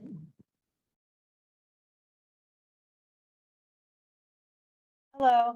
This communications policy that we're hearing about is part of a concerted effort by the county to hamstring oversight. We're seeing this happen across the map, and it's happening right as all these lawsuits are coming to light. We have the $4 billion lawsuit about probation, which cites to the OIG, it cites to the probation oversight site. And then we have the AG's most recent lawsuit against the jails for LASD, and that cites to the Civil Brand Commission and the COC, where meanwhile, the county is working to sunset Civil Brand, which only costs the county $40,000 a year to as a means of consolidating the budget and in the name of curtailments. None of this makes any sense. It is so clear that LA County is divesting from oversight, and it's doing that not just through budgetary constraints, but through policies like what we're seeing in this communications policy. This commission should be very concerned. It should be banding together with Civil Brand, with the OIG, to make sure that the oversight structure remains as is. This collapsing is not good for anyone. That you will not get the resources you need to fulfill the role of SBC. And we're also hearing now that the OIG is experiencing curtailments and that 30% of its staff will be relieved by the county. It's pretty unconscionable that we're paying out $99 million a year in settlements alone with LASD, but not investing in oversight structures to provide some sort of prevention mechanism. Instead, we're just waiting for harm to happen. We need our oversight bodies to highlight that the county needs to invest more money in them, and rather than just fixing the problems after the facts through these lawsuits. This is not going to keep people safe. This is not a good practice, and it is something that has been repeated by the county for decades. This policy is deeply concerning and is just part of a greater trend, and I urge this body to generate more power and work towards. Thank you. Our next public comment is from Paloma Serna. Paloma, you have been unmuted. My name is Paloma Serna, the mother of Alita Serna, who died in San Diego County Jail. I'm with Saving Lives in Custody, California, and North County Equity and Justice Coalition. The sheriff is suing the commission to block subpoenas. These subpoenas are about deadly force, the beating of Joseph Perez in 2020, and the unconstitutional assault of Emmett Brock in 2023 by Deputy Benza, and the killing of Andreas Gardeo. Families deserve answers. But instead of transparency, Sheriff Luna is using taxpayer dollars to shield his department from oversight. Voters passed Measure R to give this commission subpoena power, and now AB 847 is on the governor's desk, confirming that civilian oversight commissions across California must have full access to records, including use of force, death in custody, deputy misconduct. AB 847 makes clear confidentiality was never meant to block accountability. Families like mine will not accept delays or excuses. Oversight must have teeth. And now you have the law on your side. Stand firm, honor Measure R and AB 847, and deliver the transparency that families and voters demand. Thank you. Thank you. Our next public comment is from Yusef Miller. Yusef, you have been unmuted. Yes, this is Yusef Miller, North County Equity and Justice Coalition, Saving Lives in Custody, California. And yay to AB 847 for making it to the governor's desk. This type of transparency is absolutely what oversight needs, all oversight bodies. There is no reason for oversight bodies to be outside of transparency, the ability to have transparency into these records. These records help make a more informed decision and to know the patterns and practices of individual law enforcement deputies. So this is a huge step forward, and it honors the will and wishes of the community that stands and supports your access to these records. So we support that and applaud that. And then we go back to the celebration of Chair Bonner, who was at the hearing and testified on behalf of AB 847 like a champion that he always does, and on behalf of this board here, as you guys always do. And who was the main and continues to be the main opposition? The Association for the Sheriff Deputies and the Sheriff Department for the state, as always per usual. So as the earlier presentation demonstrated, they are not on our side, no matter what they claim to be, but we should play and talk fairly, I understand. And lastly, I would like to say that, yes, thank you for not taking the attempt to silence you seriously and fighting up and standing against that attempt to silence you. You have to stand firm. You have to have a strong spine. You have to have the wind beneath your wings. Thank you. Thank you. There are no further public comments on this agenda item. I turn it back over to you, Chair Johnson. Thank you very much. With that, I want to recognize the Office of Inspector General for the update for our meeting. Max? Thank you. I'll address three subjects. The first being the reports on that are attached to the agenda. The second being the legal actions that we've been hearing about. And the third being county action, which endangers oversight. So the first one, as to our report, you have our quarterly report as well as a report on the PRA process. The quarterly report includes a section on license plate readers. And as you all have heard, the board has taken action on that subject and given some instruction to the Sheriff's Department, but also required some reporting back from us and the COC.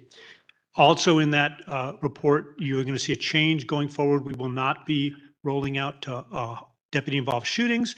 That was addressed by the sheriff. There's a new policy they've come up with, but it doesn't address the fundamental problem, which is we get throttled access to the crime scenes, as well as limited cooperation after the fact. When we try to get information, we are stymied in a variety of ways. The policy that the sheriff talked about does not address 13.510.8 of the Penal Code.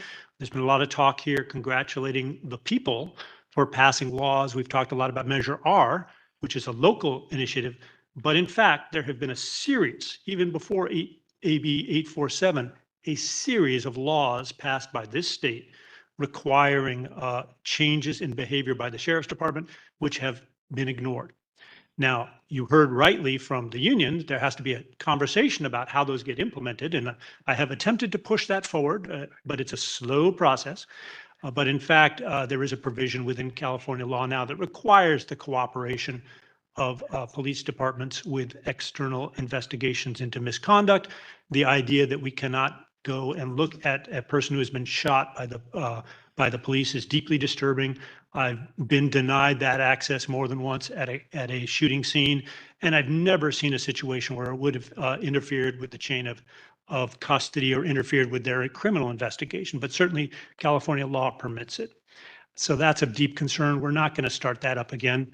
And when I get to item 3, you're going to know why there's no chance of that happening anytime soon anyway. Item 2 is the legal actions. As you heard from public comment, there's an action relating to probation to take over juvenile hall based on violation of the rights of people in custody of the county. We have worked with the monitors and the Department of Justice in the lead up to that, but unfortunately our recommendations were not listened to by the county, and so the problem continues, and now there's legal action on it. Likewise, with respect to the jails, there's an action's been filed by the Attorney General, which cites extensively to what the sheriff referred to as outdated information from OIG reports. That's right, it's outdated. A year and a half ago, the DOJ sat down with the county after they completed their civil rights investigation and began discussing with them how they might address problems. We asked to be permitted to monitor, and the county declined. So I cannot tell you what was said in those secret conversations or what factual representations were made by the county or by the sheriff's department. But I can tell you that now that the case is in court with outdated information on subjects that the OIG has reported on, my staff, such as I have left to me, will go down to the jails and we will update it to find out how the conditions are now so that we can advise this commission, advise the board, if we are permitted to by county policies, and advise the public on what and the court, what the conditions in the jail are and whether or not it continues to be the case that constitutional rights are violated. Our latest report talks about that. Some of the reports cited by the AG were not from 2 years ago. And certainly our jails continue to be overcrowded, the conditions which have caused numerous problems within the jails that I'm very pleased to see will be discussed in court. As I'm very pleased to be litigating with POPA about the question of whether or not the Peace Officer Bill of Rights applies to external investigations and whether or not Liebarger has anything to say when a person is not being criminally prosecuted for compelled testimony, which is what that case holds. That's a subject we'll litigate, as is the issue of what's happening to people in the dark in the county of Los Angeles. And on to the last part, Hans talked about efforts within the county to prevent oversight from independently reporting. Now, those of you who haven't seen this memo he talks about might not know that what he's saying is not hyperbole. It requires pre-approval, something that would be completely unlawful if it were censorship of private citizens. But of course, the government can do things the way it wants. But it definitely will be non-independent oversight if it continues to function the way it's written. We shall see.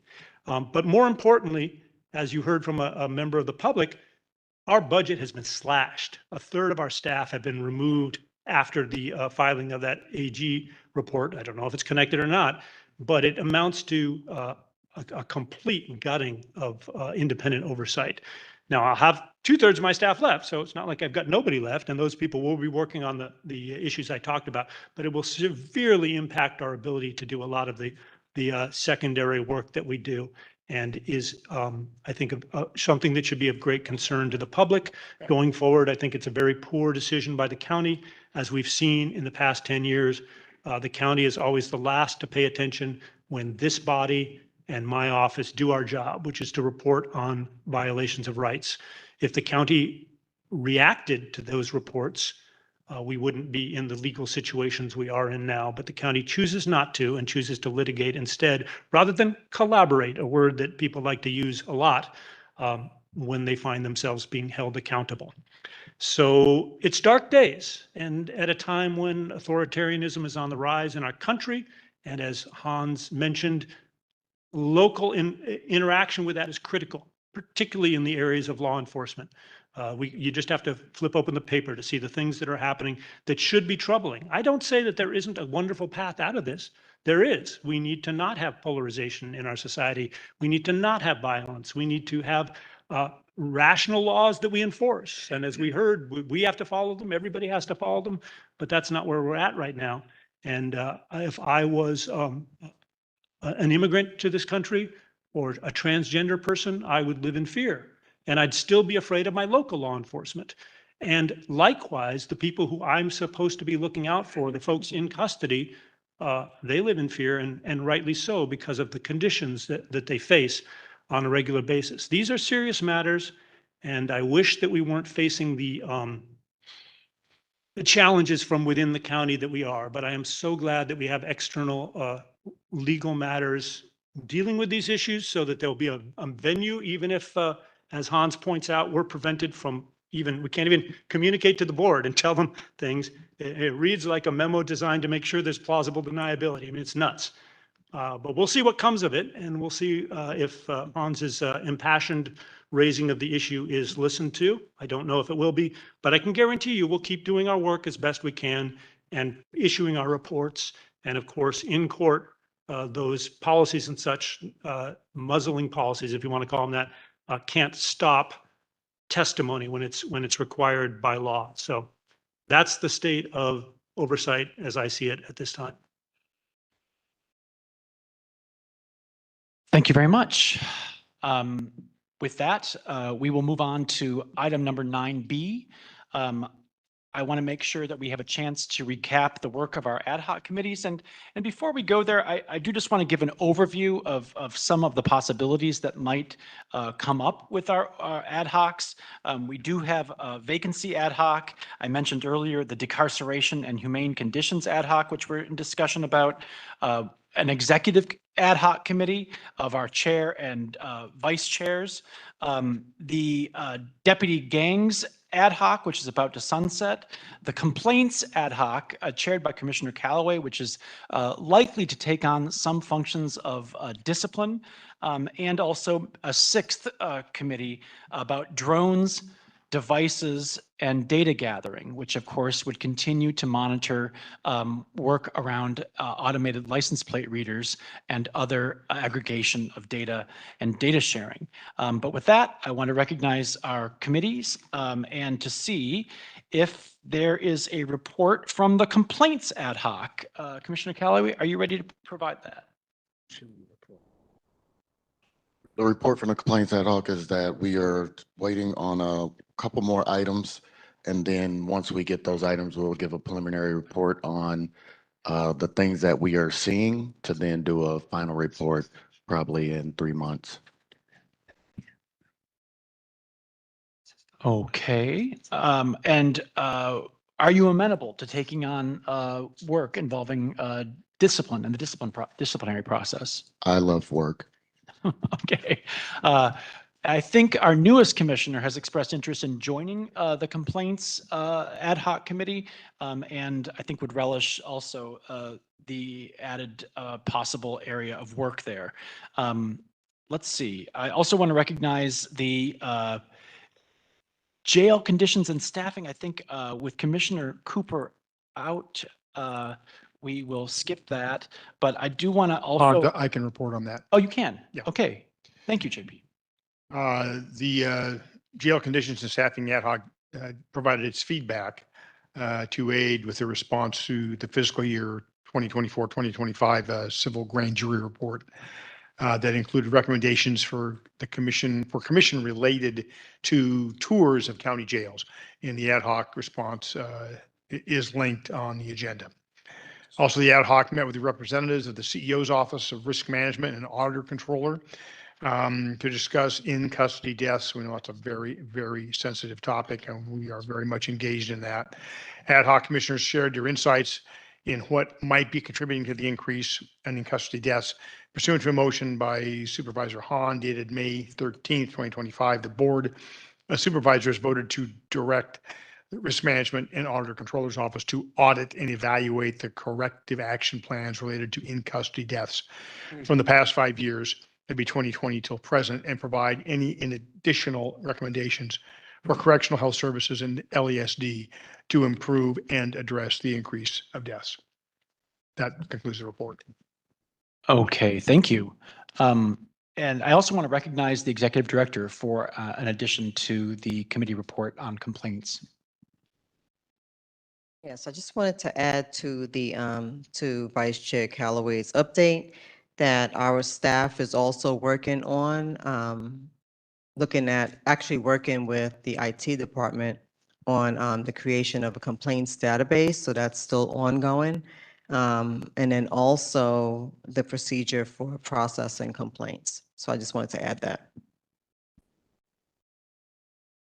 Okay, thank you. And regarding the vacancy on our commission, the vacancy interview panel is expecting to meet here, I think, within the next few days. We're finalizing that scheduling to review the applications. We have 50 plus applications received.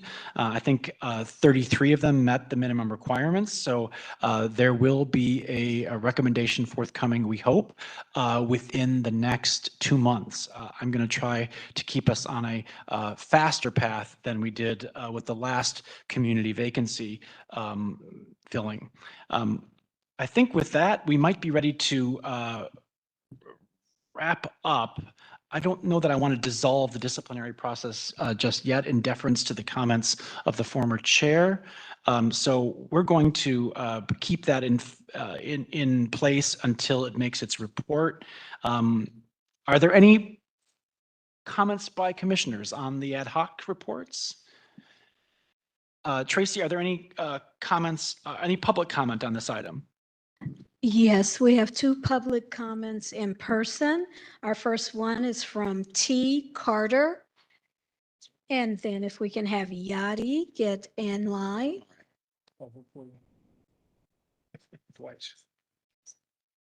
Is this the last public comment or just speak on this issue regarding him? There's still one more opportunity, Mr. Carter. Please, if Okay, you so can. I'll refer this to the OIG and Okay. So in regards to the OIG and his response, I'm not trans, I'm not an immigrant, I am a Black American, and I just think that our rights should come for all people, whether you're white, green, blue, purple, or gray. Second, I have submitted complaints to the OIG, and none of them seem to make it to his follow-ups, or none of my complaints seem to make it onto his reports. I just received a complaint that I filed in 2023. The sheriff department just responded in 2025. I came here in 2023 and said they were not responding to my complaints. And the Oversight Committee, the OIG, said, oh, there's nothing we can do. There are things that can be done. And now I will be also filing a bar complaint against county council, because you come here every week, and under Government Code 25303, you are supposed to take action, send reports to the head county council, and also you are supposed to send recommendations to the Board of Supervisors. So the fact that that has not been done, that is a form of ignoring the law and also your job duties. So I'm letting you know I will be filing a bar complaint against you, not against your supervisor, because she was not here to actually hear these things for the last 1.5 years. I've been reporting. You come, and you sit here, but there are things you can do that can precede what the other members can do, because you're county council. So as county council, I'm letting you know that I will be filing a bar complaint on that. I've given the panel copies of the complaint that you ignored. And most recently, October of last year, I was labeled as schizophrenic. I'm not schizophrenic. The gang deputies did a lot of things to me, and your office have never responded. An employee is still working there, doing this to other Black, not trans people, not other things that he mentioned, but to Black Americans, and nothing has happened. And you're still working here getting paid. So I just wanted to take the time out to come to make sure I get your bar complaint number, and I'll address my other matters on the other public comment. But I will be filing a bar complaint. Thank you. Our next public comment is from Yadi. If you can please go to the podium. Hi, I'm the of the ALPR article referenced in the County Board of Supervisors ALPR motion, and I strongly support implementing stronger privacy protections. There are too many ALPR cameras that capture way more than just license plates, and media has covered widely that many California law enforcement agencies have illegally shared that data with out-of-state agencies, including ICE. We have not received ALPR data logs from the sheriff, and it's the burden of the sheriff to show independent data to demonstrate to the public that none of their data was shared with the feds or with out-of-state agencies illegally. Most law enforcement agencies who use flock cameras, as LASD does, have implemented a significantly shorter retention period, less than the 60 days called for by SB 274. Governor Newsom said in a joint press release with CHP that they were committing to a 28-day retention period, and most of the agencies using flock cameras, over 95%, have a 30-day retention period. In addition, many law enforcement agencies have a flock transparency portal, and that includes information about how these license plate readers are being used. Otherwise, there's just tracking a lot of people, innocent people, and just collecting our data for way too long. And we don't need to be mass surveilled. And I just want to say that it was extremely concerning that the sheriff placed an excessive amount of cameras in the Altadena area after the Eaton fire, and I just never happened to see them patrolling. And that was like the purpose of that. So our public safety should not be jeopardized by surveillance tools in the name of public safety, because in today's environment, privacy is public safety. Thank you. Thank you. Next, we'll go online to Paloma Serna. Paloma, you're unmuted. My name is Paloma Serna, the mother of Elisa Serna, who died in San Diego County Jail. I am with Saving Lives in Custody, California, in North County Equity and Justice Coalition. The OIG 6 semi-annual report on SB 1421 compliance is damning. The public still cannot access peace officers' misconduct and use of force records as the law requires. County Council Records Division has only 17 paralegals hired, far below the 50 requested. And until that's fixed, the Sheriff Department controls the very records it holds to hide. It controls the very record it wants to hide. That is not transparency. That is obstruction. Meanwhile, the civil grand jury report suggests jail tours as a transparency tool. But families like mine know tours don't expose misconduct. Records do. Accountability does. And the board's own motion makes it plain. This is on track to be the deadliest year in LA County jails. 37 deaths so far in 2025, more than every single week. 16 of these deaths were in the first 14 weeks alone, including 3 in one day. Even with Narcan in vending machines, increased medical staff, and a lower jail population, people are still dying at a historic rate. That proves the problem is a systemic neglect, not just resources. The commission must act. Demand that SB 1421 requests are fully taken over by county council. Demand that the sheriff release records without delay, and demand that the board's 90-day directive on in-custody death leads to enforcement. Thank you. Thank you. Our final public comment on this agenda item is in-house, Nell Scott. Nell Scott.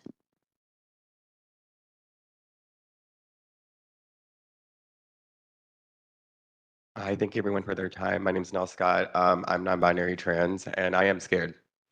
I think we need transparency completely. We have seen the Los Angeles Sheriff Department act illegally since June, since people have been displaying their First Amendment right to speech. And it's really terrifying seeing as now freedom of speech is being weaponized. Today, Donald Trump declared Antifa as a terrorist organization, just days after the Department of Justice deleted statistics showing that most domestic terrorism is born in the bowels of right-wing extremism. The Joint Regional Intelligence Center was implemented in 2006 to centralize the intake, analysis, synthesis, and dissemination of terrorism-related intelligence, according to a motion filed by Supervisors Holly J. Mitchell and Hilda L. Solis on March 15th, 2022. It's 2025 now, And historically, JRC has not participated with providing transparency, and they are interestingly mum when questioned on infringing on privacy rights. It's interesting that you want to watch people with poster boards. It's interesting that you want to watch people using the First Amendment rights. You all are talking about transparency, and you have the technology to use it to watch the sheriff's department. Use your Peregrine technology to watch sheriff's departments. Use your technology to watch elected officials to make sure that they are keeping their promises to their constituents and make sure that they are upholding the integrity of the positions they were elected to uphold. Thank you for being in the positions you are, because I need you here, and I hope you need me here, and other trans people here, and other immigrants here, and Black people here. America was founded on diversity. We're a diverse country of hard-working people, and we may have a lot to say, and we may not always get along, but at the end of the day, America is a place for everyone that wants to work hard, not billionaires that want to buy influence. Get rid of Peregrine Technologies and you. Palantir Technologies from LA. Thank you. We have no further public comments on this agenda item. Okay, thank you. We now move on to non-agenda public comments, and I want to make sure that we respect our time, which is short, and that we also give a chance for people who've waited and come, sometimes at great distances, a chance to speak. I'm hoping we can do this in 2 minutes each. Tracy, how many public comments do we have? We have 6 in person and 4 online. Is it any possibility that we could limit them to 90 seconds or? We now have 5 online. Okay, well, let's stick to it. Let's fulfill our mandate and let's start with the public comments present. People who are here first and then online, or maybe we can alternate. There we go. Okay, we'll go ahead and start with our first public comment in person. Raquel Derfler, if you can take the podium. We'll then have Ron Dahl get in line, and behind Ron, if we can have Tremera Thomas. Good afternoon, Raquel Derfler, cancel the contract. The decision by the county to slash a third of the OIG staff is just another example of LA County's attempts to end any meaningful oversight of the Sheriff's Department. The cuts to the OIG staff comes on the heels of the Executive Office's recommendation to sunset the Civil Brand Commission. That commission cost the county approximately $40,000 per year, while the Sheriff's Department cost the county $99 million in lawsuits alone last year. Despite Sheriff Luna's rosy assessment, conditions in the jails are not improving, with this year being on track to have the most in-custody deaths. With the reduction of OIG staff and sunsetting of SBC, the county has made it clear it is not investing in oversight or even keeping the status quo. Rather, they are signaling a shift to the right to appease the current administration to the detriment of our communities of color. Thank you. Thank you, Ron Dowell. If you can take the podium. Tremera, please stand in line. After Tremera, if we can have T. Carter to stand in line. Thank you. The last time that I was here, in addition to my complaining about the distance and difficulty getting here, security checks, the lack of water and coffee, and today, the need to demarc restricted areas with maybe some yellow tape. I stated that the LA County does not want civilian oversight. A policy ironically issued on 9/11, the commission and oversight body communication protocol gives me no reason to believe otherwise, as it aligns well with a Trumpian style of management designed to oppress, to control, and ultimately to fail. Commissions are not responsible for high judgment and settlements by LA County from deputy misbehavior. $80 million for the Kennedy Hall settlement. The Miguel Vega and Christopher Hernandez caper, where they wrongfully detained a Compton skateboarder. The $28 million in settlements involving LASD, which represented 45% of the total for 22-23. This policy further removes the board from the communities that elected them and adds to an unnecessary layer of county bureaucracy that stifles effective communication and undermines goal number 3 of the COC 2025 strategic plan and goals and priorities. I would add additionally that goal number 3 of that plan should be goal number 1. Thank you. Our next public comment is from Tremira Thomas. T. Carter, please take the line. Neil Scott, please take the line. Hello, I'm speaking on behalf of my uncle Eugene Youngblood. So to talk about the deputy gangs. So last June, we believed that the police was beating on my uncle in the jail cell due to his black eye on a photo that they showed us. As he was asking for medical attention, they proceeded to laugh in his face and didn't give him any resources. It's been 1 year since my uncle passed away due to law enforcement, 1 whole year, and my family still asks the same question. Why did these police officers beat on my uncle, and where is the footage? Nothing will help us more in this world than closure, and all we ask is justice for my uncle. Justice for Eugene. Thank you. T. Carter, All right, do I get my remaining minutes as off topic? Yes. Yeah, topics. All right. Yes. So to start out in responding to a couple things, in response to the OG reports, he was saying that he did a lot of staff members in his offices do certain things. There are wonderful people here, like a person named Raquel comes here every week. Why can't calls be transferred to her to take people complaints versus hearing Mrs. Darby dogs in the background? If people are allowed to work from home, that's fine. But to come to say that they just don't have anyone that will want or have interest to work or assist OIG, I think it's far-fetched. She's very professional. Other people like her, other agencies would just love, I'm sure, to sit there and assist people to just enter in their complaints. In regards to my matters, and last October, I came here, I presented an issue. I said I was incorrectly housed. I was listed as schizophrenic. It's over a year later. I have not seen anything transpire since then. Then after that, I also came here prior to that in 2023 and stated that I filed a complaint the sheriff department is ignoring. I gave everyone a copy. They just responded in the year of 2025. But I told the panel this, and OIG said there's nothing we can do. That's not true because the OIG could have referred this to the Board of Supervisors. County Council could have referred this to the Board of Supervisors. So those are oversights that that should not be happening. And it's very interesting because I see so many politicians run out for illegal immigration. Soon as if they're at the parks, I've never seen any of these commissioners run up to LA County Jail, even if they're just outside, just to show that they're there. And I think it's a little biased.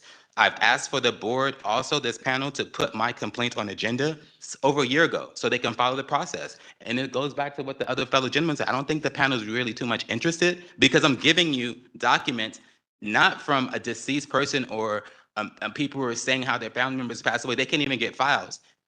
That's a slap in their face, and they're coming here speaking and to show that you're not trying to make changes. I have documents that you don't have to go retrieve from the sheriff department. So it's one thing to tell citizens, oh, we're barred from the sheriff department, and it's another when the panel can do more, they're not doing. I've never seen any of you stand out front of LA County Jail, even just to be on the news or say anything, and it's a little biased. Neil Scott, and if I can get Javier to stand in line, please. Thank you again for letting me continue. I want to continue about Peregrine Technologies. Peregrine Technologies is just another name that Palantir has used to distract the public from Palantir's influence in our society. They're a big data analytics company with Peter Thiel and Alex Karp professing that they have a disdain for us. They have a disdain for immigrants. They have a disdain for diversity. Why is LA Sheriff's Department using Peregrine Technology? Why? Why are they using it and collaborating with Stephen Miller, who wants to hurt our community? You guys, I think at the end of the day, where we're venturing into is into a territory where I am so terrified of my neighbors. My neighbor ripped my posters out of my hands, physically ripped my posters out of my hands. You have billionaires who are not from America. These are immigrants that we should be concerned about. Elon Musk. Peter Thiel, buying influence in our government, getting influence with our CIA, our military, using their technology to surveil us. Well, why can't we surveil the people that are corrupt? I work, I pay taxes, I'm not corrupt. Our elected officials are being bought here in Los Angeles, all the way up to the highest office. You guys have the opportunity to stand for us because we stand with you. I want a safe society. I want us to coexist with one another, regardless of what we believe personally in our own individual lives. But what they are doing is trying to create societal unease so that it essentially collapses on itself. Peter Thiel is a techno-fascist. Stop using his technology. Stop using Peregrine technology, which is ran by an ex-Palantir executive who was on the U.S. Special Operations within Palantir. Palantir, by the way, comes from Lord of the Rings. It's about using a stone to look into the past so you can change it today. Thank you. Our next public comment is from Anthony Arenas online. Anthony, you have been unmuted. Can you hear me? Yes, we can hear you. Hi, my name is Anthony Arenas, born and raised in Supervisorial District 3 with the Justice LA Coalition and Dignity and Power Now. And I want to speak to the county's defunding of oversight in general. You know, this Care First promise that we hear from the Board of Supervisors rings hollow as we are watching the powers that be pay out lawsuit after lawsuit rather than just investing in meaningful change. There's been reports by the OIG, reports by the COC, and especially the reports by SBC that are cited throughout the Attorney General's lawsuit against the Sheriff's Department that was announced last week. And it proved that despite being repeatedly hamstrung by the county, the Sheriff's Department, and ALADS, law enforcement oversight is an important tool for justice for our most vulnerable communities. The COC, the OIG, and the Civil Branch Commission all have to band together to preserve the system of oversight in LA County. The commission will not be given the resources, I promise you, that it needs to absorb the functions of SBC and GRAC. The civil branch commissioners are able to make unannounced visits to jails, and this is an essential function that has uncovered the sheriff's neglect of the people housed inside. The county's actions as of late make it clear that it is not invested in oversight. I asked the COC, the OIG, and the SBC to work collaboratively to move the county to recommit and expand oversight as a means of preventing future harm, rather than waiting for the next lawsuit. And this is a sentiment that was echoed to the commissioners by over 50 people via email. So please keep doing this work. Thank you. Thank you. Our next public comment is from Javier in person. Javier? And if we can get Mike Booth to take the line and Vanessa Perez to take the line. Good afternoon. I'm sort of moved to say that my first time I ever testified at a hearing, I was 18 years old. I was a young knucklehead in Santa Monica, and somebody asked me to speak against the curfew that was being put on the 3rd Street Promenade, where when I was a kid was a black and a brown farmers market with farmers from Oxnard and Ontario. And I didn't know what I was doing then, and maybe I don't know what I'm doing now, but I figured I'd say that I have the same feeling. Oversight can't be just misconduct of deputies. In 2025, oversight by LAPD and this commission has historically regarded conduct, but in 2025 with President Trump, who I like to call the fortunate son, and since 9/11, DHS has organized thousands of agencies, including police, fire, and public utility companies, on what they call the fusion centers. These fusion centers are gathering billions of pieces of information, from personal information to video footage and security cameras, police patrol cars, and even the Sky Patrol, which people don't know, these helicopters are recording 6 blocks of SIM cards every time they're present. And that information is all coordinated through these fusion centers. And the largest one is here in LA County. It's called the Joint Regional Intelligence Center, and it's run by LA County Sheriffs and Sheriff Robert Luna. And we know that through an ACLU information requests, and the entire 2017 Wired magazine. Just read every edition of 2017 Wired magazine. They have been blatantly violating all of the privacy, including sanctuary laws, and making a mockery of local sanctuary laws and policies that protect our privacy. And thanks to President Bush, who appointed Robert Bonner, the man you celebrated, who transitioned the INS into ICE, who reinstituted community patrols of ICE vehicles in San Diego and Orange County. ICE is now accessing all of that data. Barack Obama renewed the Patriot Act, which makes all of this potentially legal. So they can legally gather all of this information. Thank you. Thank you. Shit. Next public comment, Mike Booth. Vanessa, take the line.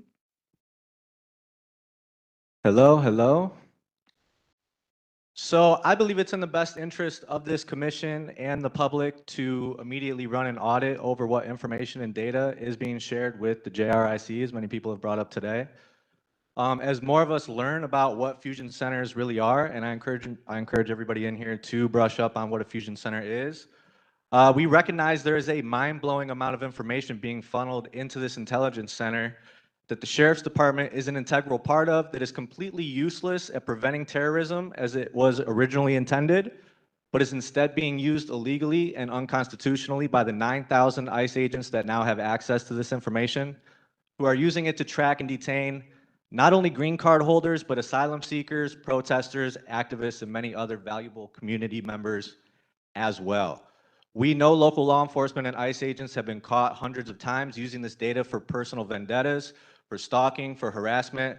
Some of them are even selling this information, biometric medical location data, to third parties. We know because of California Senate Bill 34 that the Sheriff's Department is not allowed to share license plate reading data with federal agencies, but we have a strong feeling, as so many agencies around LA are guilty of this, that the Sheriff's Department is guilty as well. So on top of that, I am also formally suggesting an accountability session with the Sheriff's Department to make sure they know what they can and cannot provide to DHS and ICE during these times to help the public feel safe and secure. And if neither of those suggestions are taken, I think many of us will assume, as we already do, that this commission does not have the best interest of brown communities across LA County in mind or at heart. Thank you. Thank you. Our next in person is from Vanessa Perez. Vanessa, please take the mic. I just quickly want to say, I see the Youngblood family come in here and ask questions and get no answers. And I just really ask this commission to help the Youngbloods get some answers. It's sad to see that nothing's being done. And if this commission can please help them, thank you. Thank you. Our next public comment is online. Carlos Montes. Carlos, you have been unmuted.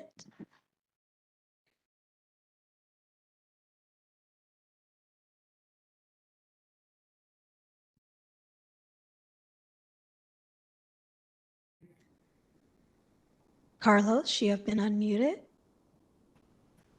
Mic check. Can you hear me? Yes. Okay, yes. My name is Carlos Montes, Centro CSO. I want to point out that I oppose the Executive Office Board of Supervisors memo, which they call Standard Operating Policies and Procedures. I believe this is an attack on civilian oversight, communication, and the critical work of Civilian Oversight Commission. Again, this is an attempt to muzzle oversight communications and the work of the COC and other commissions and community advisory boards that represent the public and the community and do this vital work.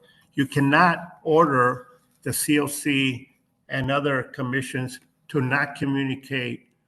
Thank you very much. Next public comment is from Cindy Nunez. Cindy, you have been unmuted.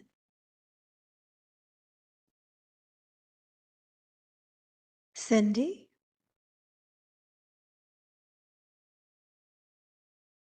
Cindy, you have been unmuted. Can you hear me? Yes, we can hear you. Okay. Hello. Sheriff Luna claims transparency and reform, but the reality is actually the opposite. We continue to demand an end to deputy gangs, yet nothing has changed. We lost Sean Kennedy and now Judge Bonner, two people who also fought for accountability on deputy gangs and their crimes. That is not a coincidence. Who really is in charge, Luna? You or your gangs inside your department? You talk about transparency, but you refuse to show it. He sues this commission to avoid transparency. How dare you? Francisco would have turned 40 this past weekend. Instead of celebrating, we were met with grief and continued surveillance on me on his birthday as a reminder of what they've done to him. That this is intimidation, not reform. Sheriff Luna, I am demanding you directly and your Office of Constitutional Policing that's sitting there and that never helped me to be present at every meeting until these deputy gangs are eradicated. Stay in the room, listen to families like mine and the young bloods. Look at us in the eyes and be accountable to the people you serve and your deputy gangs you can't seem to get rid of. Stop telling your gang members that they're doing a great job. Don't let accountability and transparency be nothing but empty words to families like mine. Show us through action, LASD, that Francisco's life, Eugene Youngblood, Anthony Vargas, David Ordaz, Marco Vasquez Jr., and every life that we have lost to LASD's misconduct matters. I will keep coming back until justice is actually real. Thank you. Thank you. Our next public comment is from Deanna Brock. Deanna, you have been unmuted. Hi, this is Deanna Brock, mother of Emmett Brock. I would like to please ask the commission to continue to fight for transparency and accountability from the Sheriff's Department in regards to victims of excessive force. These are not just statistics. They are human beings, members of families, their friends, their colleagues to people. My son was 23-year-old teacher at a high school for at-risk students when he drove by a deputy appearing to harass a woman of color. He used his First Amendment right by putting up his middle finger to show his disapproval. He was beaten in retaliation and arrested for 3 felonies, 2 misdemeanors, and bail was set at $100,000. He immediately lost his job, was outed in the media as a transgender man, and humiliated at the station by being told to expose his genitalia. Anytime his name is Googled now, it will forever come up with a video of his incident and hearing all the details of his personal information. He continues to deal with trauma due to being subjected to assault by deputies that can't be undone. Mental and physical health issues, discrimination due to arrest, even when charges are dropped, come up on background checks as being arrested for felonies, even when he was proved factually innocent. Because of being charged with a violent felony, he couldn't be around students. That was the thing he was most devastated by, because those were at-risk students that didn't have someone in their lives to count on. And now these students once again felt abandoned. My son's a recent graduate of a master's program in social justice, and this false arrest and humiliation is following him when applying for jobs. This is unfair, unacceptable. Please continue to send a message to LASD that this behavior will not be tolerated and deputies will be held accountable for these heinous crimes against our community members. Thank you. Thank you. Our final public comment on this agenda item is with Paloma Serna. Paloma, you have been unmuted. My name is Paloma Serna, the mother of Elisa Serna, who died in San Diego County Jail. I'm with Saving Lives in Custody, California, and North County Equity and Justice Coalition. I want to take a moment to recognize the Civilian Oversight Commission for the progress you've made. Families impacted by in-custody death and sheriff brutality and murdering citizens know this work is not easy. And we appreciate that you have taken steps to demand records, elevate community voices, and call for reform. But we are in a crisis. 37 people have already died this year in LA County Jail.